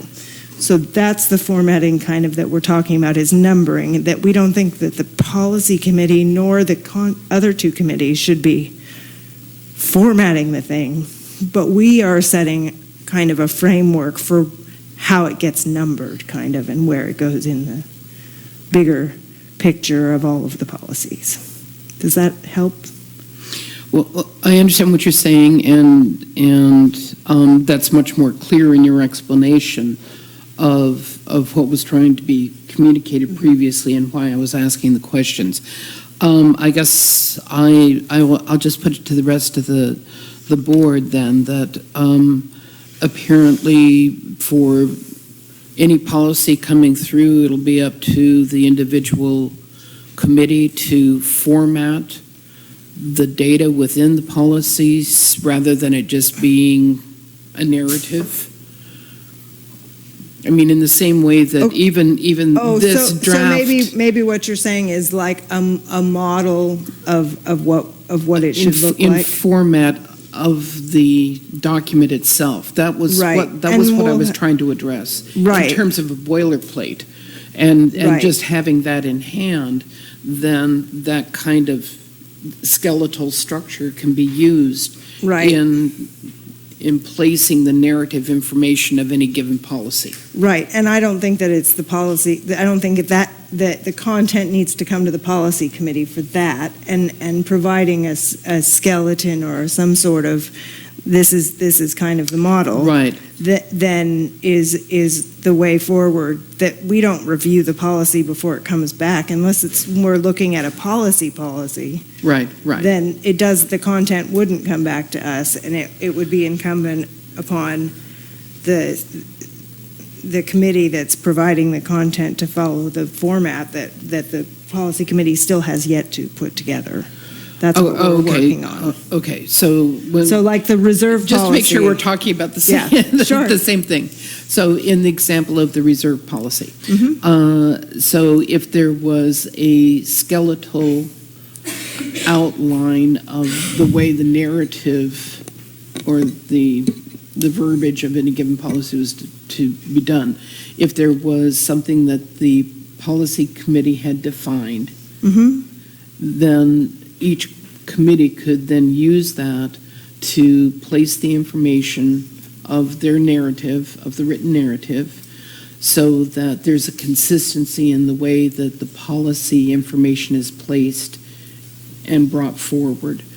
And you, I'm just validating that that's what your understanding or your desire would be also. Well, I think that looking at these bylaws as an example, this is having a standard kind of outline starting with 1 and then 1.1 and then sub A is going to be kind of one of the things. This is essentially looking at how it will be.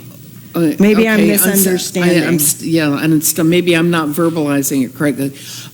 Let's put it this way: if I am familiar with what is often used in a business environment, where in a policy handbook there is a segmenting of information in policy.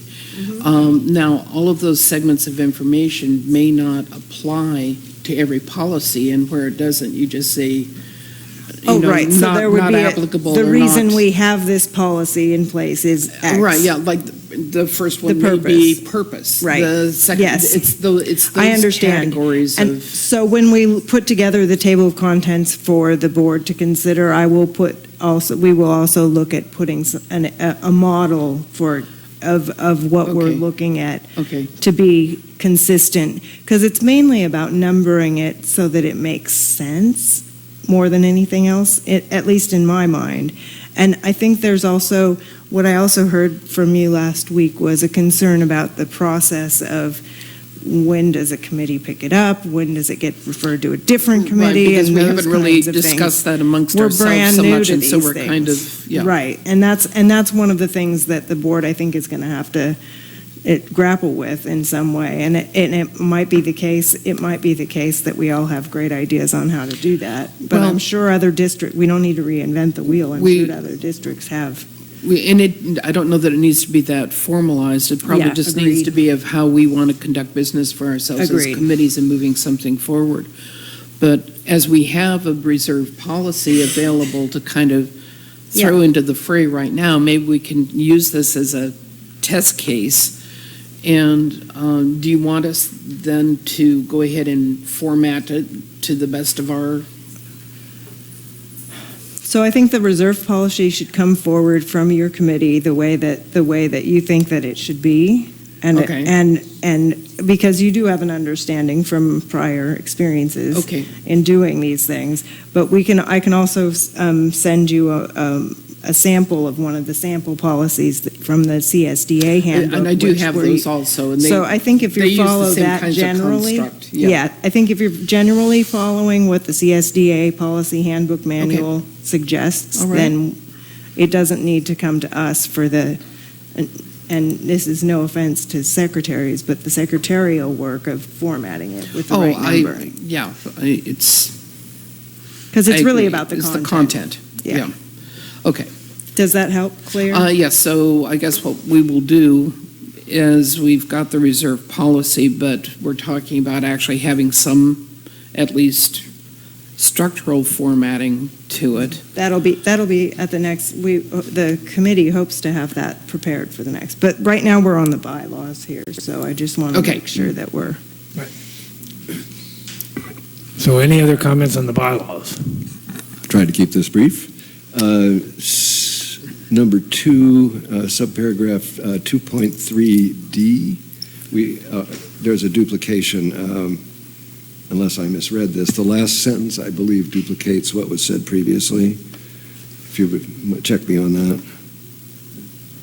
You know what, I bet what happened was this was a strike-through version, and the strike-throughs didn't actually get deleted. I suspect that's probably what happened. I just wanted to call that to your attention. And then just a very, very brief comment.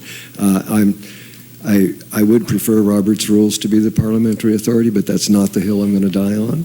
And I do appreciate Judge Rosenberg's point, which is that for rules to be effective, particularly in a public situation like that, it's important that everyone understand them, not just the chairman. Where my reservation is that, and we'll know after a year, I'll may come back and ask to have this looked at.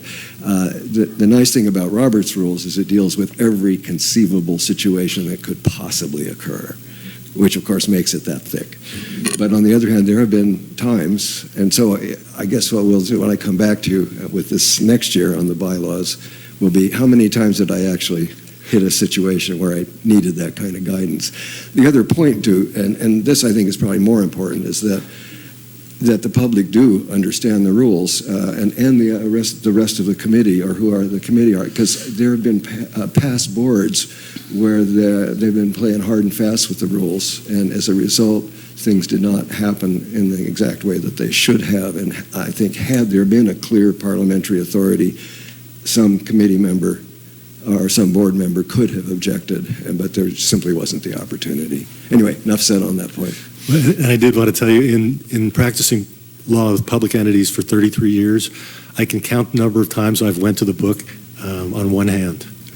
I'd like to consider these rules of reasonableness. What Director Steidel just did was an amendment to a motion. It was done very friendly and seamlessly, and that's typically how things get done here. Right. Pardon me for back and forth. Forgive me, Director Pearson. I think the main issue is when things get really contentious, and when you're dealing with something very complicated, and that's when those rules really do kind of help. But we'll just wait for that to happen. Okay. So are we including paragraph 9 or not? This is something from the board bylaws that when we get to the board bylaws, the next time we revise the board bylaws needs to be changed. I don't know if the consistency is going to cause, inconsistency might cause a problem, but I suspect that just adding this when we review the bylaws the next time should be sufficient. On 2.3D, I think if we just strike the first sentence, starting with upon and ending with in increments, I think that then doesn't double state. I think that's probably what was the intention. Okay. And my committee can yell at me if that's not the intention. No, that's good. I think that's proper. And so if the board approves of that, then my committee can't yell at me. Okay. So with the one amendment in adding paragraph 9, obviously then getting rid of the bold applicable section from current CCSD board bylaws, are we good with what we've got? This may just be a very small thing, and it may not hit other people the same way, but in 2.3C, third sentence, where it's posted on appropriate social media sites. Appropriate is probably kind of open to interpretation. My suggestion would be to say local social media sites. Yeah, and we don't really have social media presence as a district, so that then creates an additional burden that has no policy behind it for the staff to do that posting. And I noticed also that seems inconsistent with only being able to pick it up, the application up at the office and not get it online. And that's and I don't have a problem making changes. I do know that we have a few very good reporters in addition to Kathy Tanner, who do post on Nextdoor and social media regarding things happening with the district, which I, by the way, appreciate. Thank you. Especially when it's got the correct information and times and dates. It's very important that we get that out there. But that social media sites kind of concerns me, because we add on, is that something that gets added in? I think that it's at the board's discretion whether we want to have the applications be downloadable online, but they can't be emailed in. It has to be a hard copy that you have to bring in or mail in, or because I know that's one of the things with the applying to the board. I don't think they could be faxed or emailed in. Ms. Madrid, when we have a vacancy on the board and somebody applies to a vacancy on the board, do they have to, they're not allowed to fax it or email it, they have to bring in a hard copy, is that the case?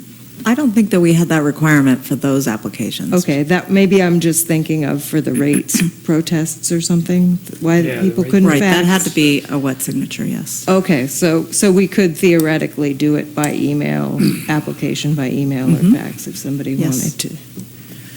So I think that and as I am filing through my filing cabinets, I think there was general consensus at the policy committee that if there was anything specific that the board wanted to see be more specific or changed, that the board should do that.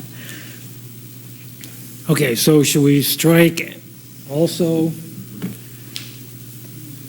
the, and post it on appropriate social media sites? Mm-hmm.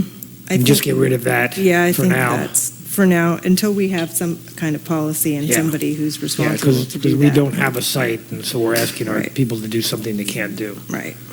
And then do we want to add in about application forms can be obtained from the website or in the office, or?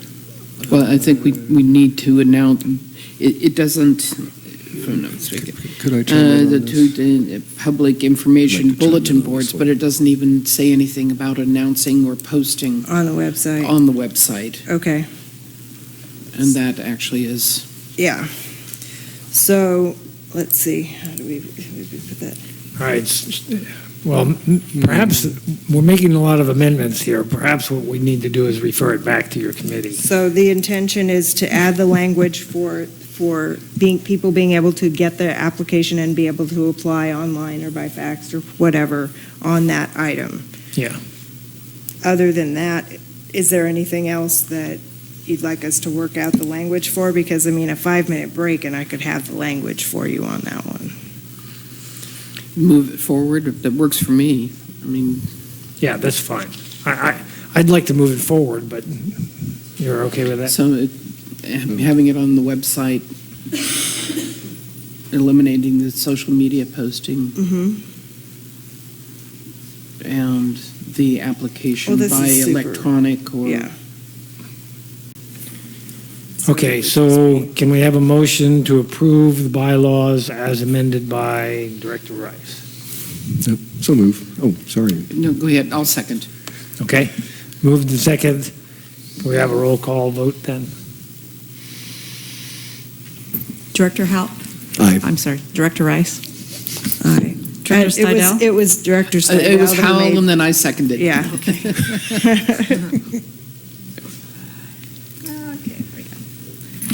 let's start over. Director Howell? Aye. Director Stidel? Aye. Director Rice? Aye. Vice President Farmer? Aye. President Pearson? Aye. All right, moving along. We are now on item 3D. Mr. Carmel. Thank you, Mr. President.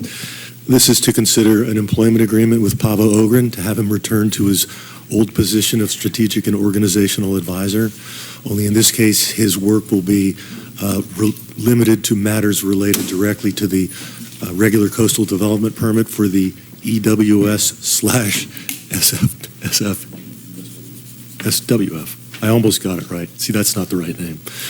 The contract's largely the same as it was before. He's being paid $99 an hour. We pay Social Security costs and PERS contributions.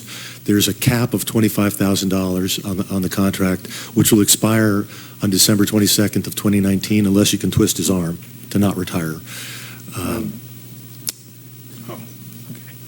Additionally, he'll be working on an as-needed basis with hours assigned by the general manager.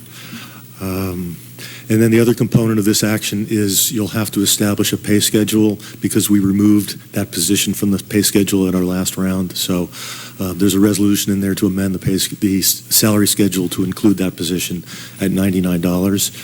And I'd be glad to answer any questions. Yes, Director Rice. Can I ask, is there an explanation as to why he's being put into as an employee rather than as a consultant basis? Well, we actually looked at for me, as having him as a consultant first, there were so many issues and costs associated with that, getting the appropriate insurance, forming an appropriate entity. It would have taken a little bit of time, would have cost him a lot of money, and so in the big picture, it was felt more beneficial to just move forward as an employee. Thank you for that explanation. So what happens on January 1st, 2020? The CDP is not going to be done. Well, no, someone else, maybe me, will have to take over and move that thing forward, or it'll be reassigned internally. Okay. I mean, I think his arm can be twisted candidly, but we'll have to cross that bridge then. Okay. All right, I have two people who would like to speak on this. We'll start with Ms. Bettenhausen and then go with Ms. Dickinson. Thank you, Mr. President. I did not realize that you were going to have something of a substantive discussion about the CDP in your board goals discussion, and I had already spoken then, so I just sort of listened, I hope attentively, but I want to raise a question. As you know, I wrote to you on June 25th, all you board members. I didn't hear a response at all, so I want to read just part of this. The minutes of your meeting, 9 May 19 state, the board reached consensus to ask staff to work with resources infrastructure, blah, blah, to do an initial review of the project description, etc. My question, the procedure on which you reached consensus with very little discussion is unreasonable as you proposed it then. Number one, the project description for the regular coastal development permit does not exist. That's the problem, and therefore cannot be reviewed. No indication was made that it would exist by the 16th of July when you were going to take this up initially. Mike, I won't elaborate on, I could read you I assume you've all studied my email carefully and intended to respond to it, but there just wasn't opportunity to do so. I want to point out that it's now almost 5 o'clock on Thursday. The agenda for the meeting on Tuesday should have been posted by 2 o'clock today. It wasn't. That's 72 hours before the meeting, unless you count the weekends, which would be a very interesting way of engaging the public. So I want to point out that whatever you're going to discuss on Tuesday, I don't know. But you referred to the meeting on Tuesday. Okay, it's going to happen, but how can I prepare for a meeting when I don't have any agenda materials whatsoever, especially on an issue of this magnitude? And you know how big the magnitude is according to my email to you on the 25th of June. So once again, you start with a big discussion about how you engage the public in your goals, but then you manifest this kind of situation. So I hope that you self-reflect a lot, as I know you all five do. You're very self-reflective people, that you reflect a lot and sort of link together the components of your agenda today and the discussions, and ask yourself, how does spending all that time on the bylaws just now relate to with sticking no discussion here because it got stuck into the goals? It's very, very confusing. And I don't care if you agree on diddly squat and Robert's Rules of Order. I don't care. Just agree on something and follow it. Thank you. Ms. Dickinson.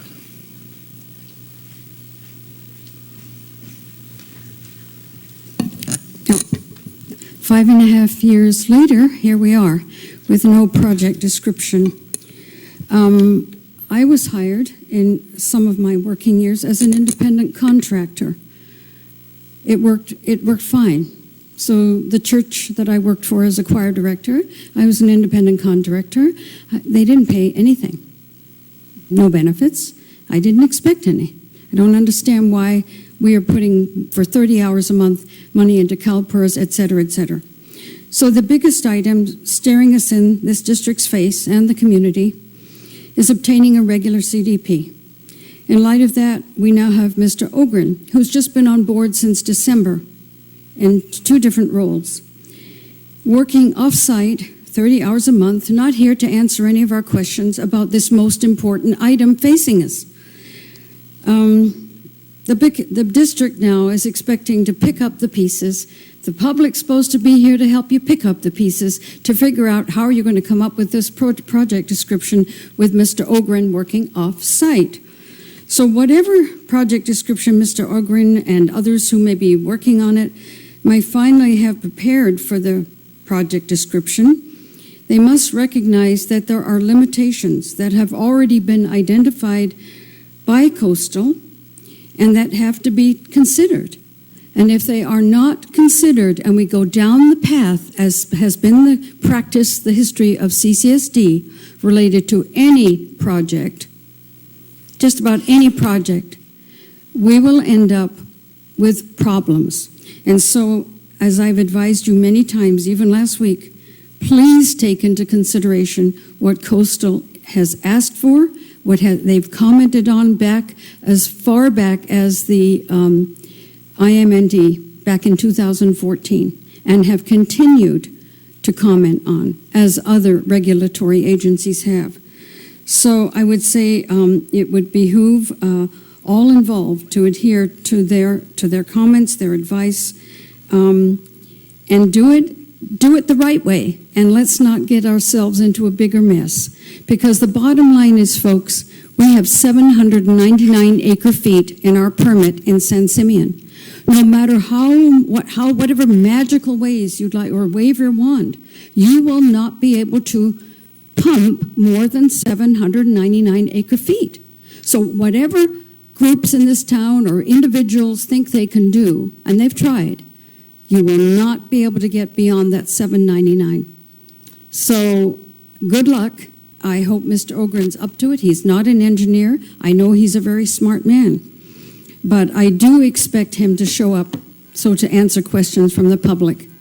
That's one of the frustrations, Director Howell, is not having somebody with the expertise or here to answer these questions that we have. Thank you. Thank you.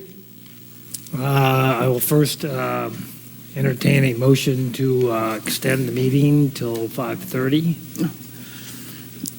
So moved. Second. Okay. A roll call vote, please, to extend the meeting.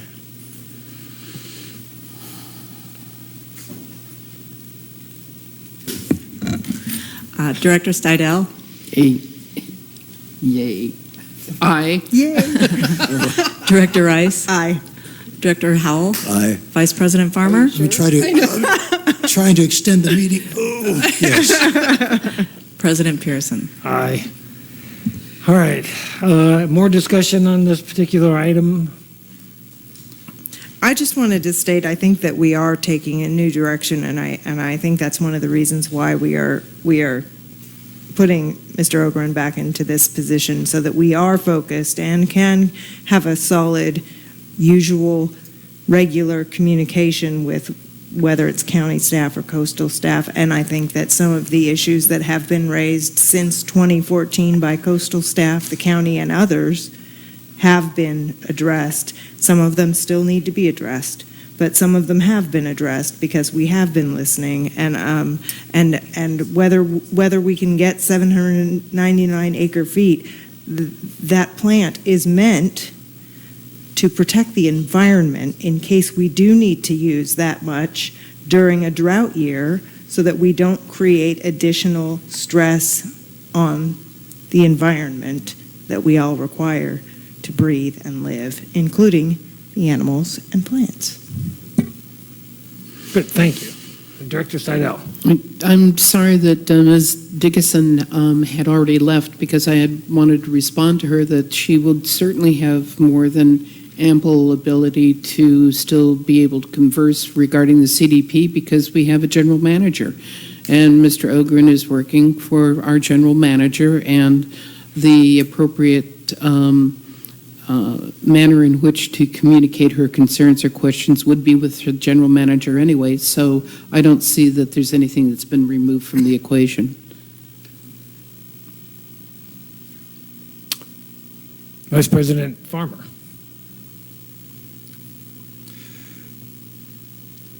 You know, my personal feeling with regard to how we proceed with the CDP, we have very bright, intelligent staff that are well prepared to already pursue this issue. If we're going to continue, or let's say reestablish employment for Mr. Ogren, who I have the highest regard for, respect his abilities, his intelligence, I think they'd be more well suited if we're going to have them on for, let's say, 20 or 30 hours a month to be an advisor and consultant for a new general manager.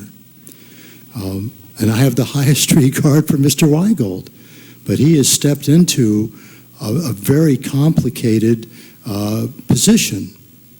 And I think, as I said, Mr. Ogren providing his time and energy and expertise for the needs of Mr. Weigold would certainly do much more for the quality of this district moving forward than Mr. Ogren just putting his time and energy into the CDP, which has been going on forever. I mean, I don't know what kind of input he's going to make the process more efficient, but I don't think that's where we need to be using his time and energy, and I've already stated where that should be. Thank you. Thank you.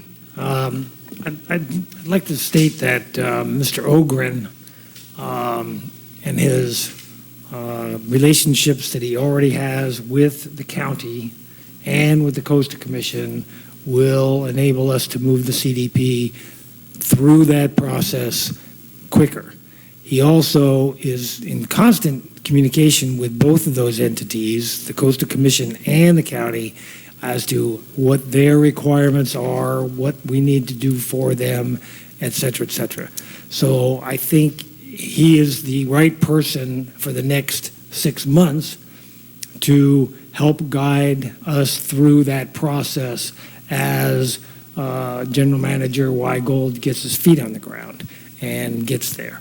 We may decide after this contract is up that we no longer need his assistance and we've got the right people to go forward. And that would be great with me. As far as him helping Mr. Weigold, I was privy to a conversation between the two of them, and Mr. Ogren said that he would be willing to help Mr. Weigold in any aspect as a professional courtesy and not charges, which I think is exactly what he should do. So I think the new general manager has a cell phone number for Mr. Ogren that he can use whenever he feels he needs to, and he'll use that when he does need to. I think it's also a huge help because having the new GM not have to worry about working on the CDP except for learning about it, I think is a huge help because it's a big burden, because whether or not you agree with the project itself, we have to get that CDP. We have a huge loan we have to pay off. It's not an option at this point to put resources elsewhere, unfortunately. That Right. We are where we are. Right. Okay. And Mr. Ogren's contacts will be of great assistance to the GM, both in being able to bridge that as well as being able to help the new GM integrate with those folks. Terrific. Thank you.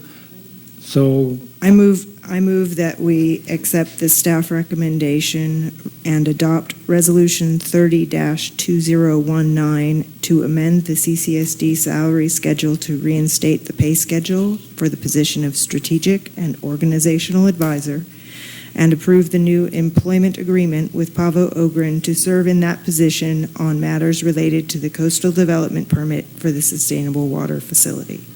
I second. Okay. Any other discussion? I'm glad that he's going to be around a little bit more. Yep. I agree. Can we have a roll call vote, please? Director Rice? Aye. Director Stidel? Aye. Director Howell? Aye. Vice President Farmer? No. President Pearson? Aye. All right. Next is item number 3E. Discussion and consideration to reschedule the town hall that we have scheduled for the end of this month. My feeling on this one is that the general manager has lots to do, and that unfortunately we should delay this until sometime this fall when we can be better prepared. He can be better prepared to discuss what the mission of the organization is. Any other comment? Vice President Farmer. Yeah, I'm in total agreement. Thank you. I agree, pushing it up maybe to September. Yeah, I think we put it even on the future, October. we can put it on the future agenda for September, let's say. Are we good on that one? Yeah.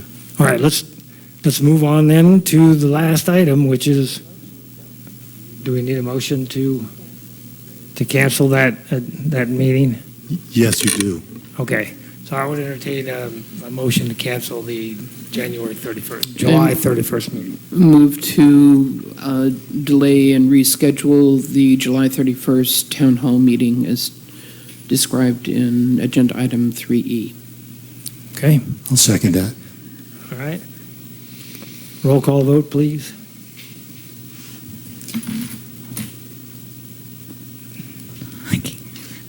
Director Stidel? Aye. Vice President Farmer? Aye. Director Howell? Aye. Director Rice? No. President Pearson? Aye.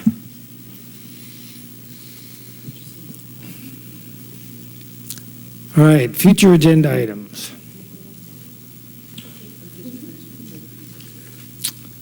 We have A, B, and C on there. Are there other items that we need to put on there? Yes, ma'am. I believe the policy committee, which has rescheduled its meeting to August 1st from next week, it'll be on August 1st instead. I believe we will have the framework I was discussing about the policy handbook for the board to consider. I'll know more after the meeting on the 1st, whether or not we will have that content available for the board to look at.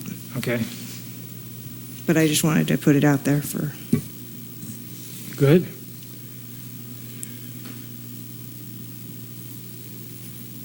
All right, anyone else? Yes, Director Howe. R&I committee will be passing to the board its recommendation regarding the PG&E project. Okay. Formally recommending, well, I shouldn't say what we're going to recommend, but it's going to be our formal recommendation to the board. All right. Going to be busy in August. Anyone else? Future agenda. The reserve policy will not be or will be I ready. was just sitting here trying to think through in terms of, because we're not meeting until the 30th. Oh, sorry. You're not It's meeting usually until the 30th of July.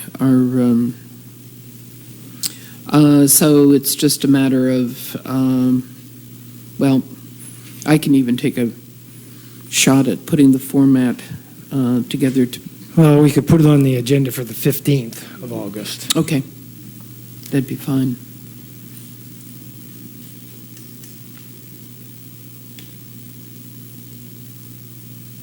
Because I think most of these, or all of these, are going to be regular business items, so they'll all be on the 15th.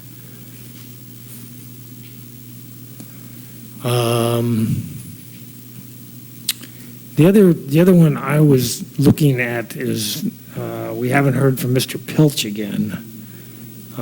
Do we know if he's going to be coming? His extension application, so it should be included in your next agenda review meeting. Probably in August, we're going to have that also. Wonderful. That It's would just just be for extending. the extension, so that could possibly go on consent, possibly. Okay. Just depends Right. how you want to handle it. Yeah, I was concerned because I knew that was coming up, and I wanted to be sure it got back to us. And apropos of that, if I could ask either a question or maybe it's a topic for discussion, is intent to serve letters. I know we have a few outstanding. I'd like to know if we have a procedure in place for if those come up for extensions. And in general, if an application comes forward that wants service, I am hoping that those will come before the board and not just be passed on by staff, but I honestly don't know what the procedure is. So the procedure, if they already have an intent to serve, is that they'll present that to you and we'll go forward? Is that correct? My recollection is that the intent to serve letter, if it's for less than 3 EDUs for commercial, it is approved by staff, and that if it's in above 3 EDUs, then it comes to the board. I don't think we have very many intent to serve letters. What do we have, 3? I'd like to have that on the agenda to discuss at this point. Yeah. Thank you. Maybe a review of the outstanding A commitments. review of the outstanding ones and a procedure as to how to handle them, because in the view of the fact that we're telling everyone we have no water, But it's not appropriate to have staff Yeah, I be think granting. we should have it on the agenda, because Yeah. I believe that we had something situated about having it come to the board, but I don't remember. Outstanding commitments or intent to serve letters? They're not the same, you don't count the intent to serve letters They're under different. the commitments? No. Oh. The commitment list is like positions that have been created through litigation or Okay. are grandfathered meters, like the Lamert grandfathered meters, or Will Carson's. Okay, so that clarification helps too. I think it might be good for us to look at any possible, whether it's commitments or intent to serves.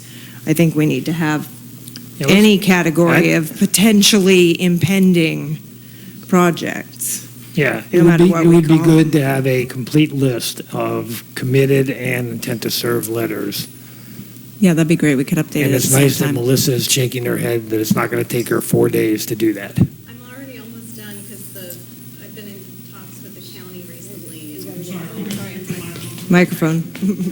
So I have a draft email actually to Director Howell with a CC to you, President Pearson, because I was actually asked to send you the list of intent to serve letters. And since I was on that topic, I wanted to bring up the point of the existing commitments because Bruce Gibson requested a definitive list because the Coastal Commission seems to think that we just keep coming up with more and more projects and it's an endless number. So they've requested a finite number of existing commitments from us. I second that motion to have that on the agenda if we need it. Okay, good. I've got a long list for the August 15th agenda. We'll be here for a while. All right. Any other business? I just want to say that since Smokey Robinson is going to be appearing at the Mid-State Fair sometime soon, we should all be doing, I second that emotion. Well, never mind. Second that motion. Pardon moi. All right. There's a hook in the back there, you know, that we could use. There we go. All right. All right. Nothing else, then we'll adjourn the meeting. Thank you. 15 minutes.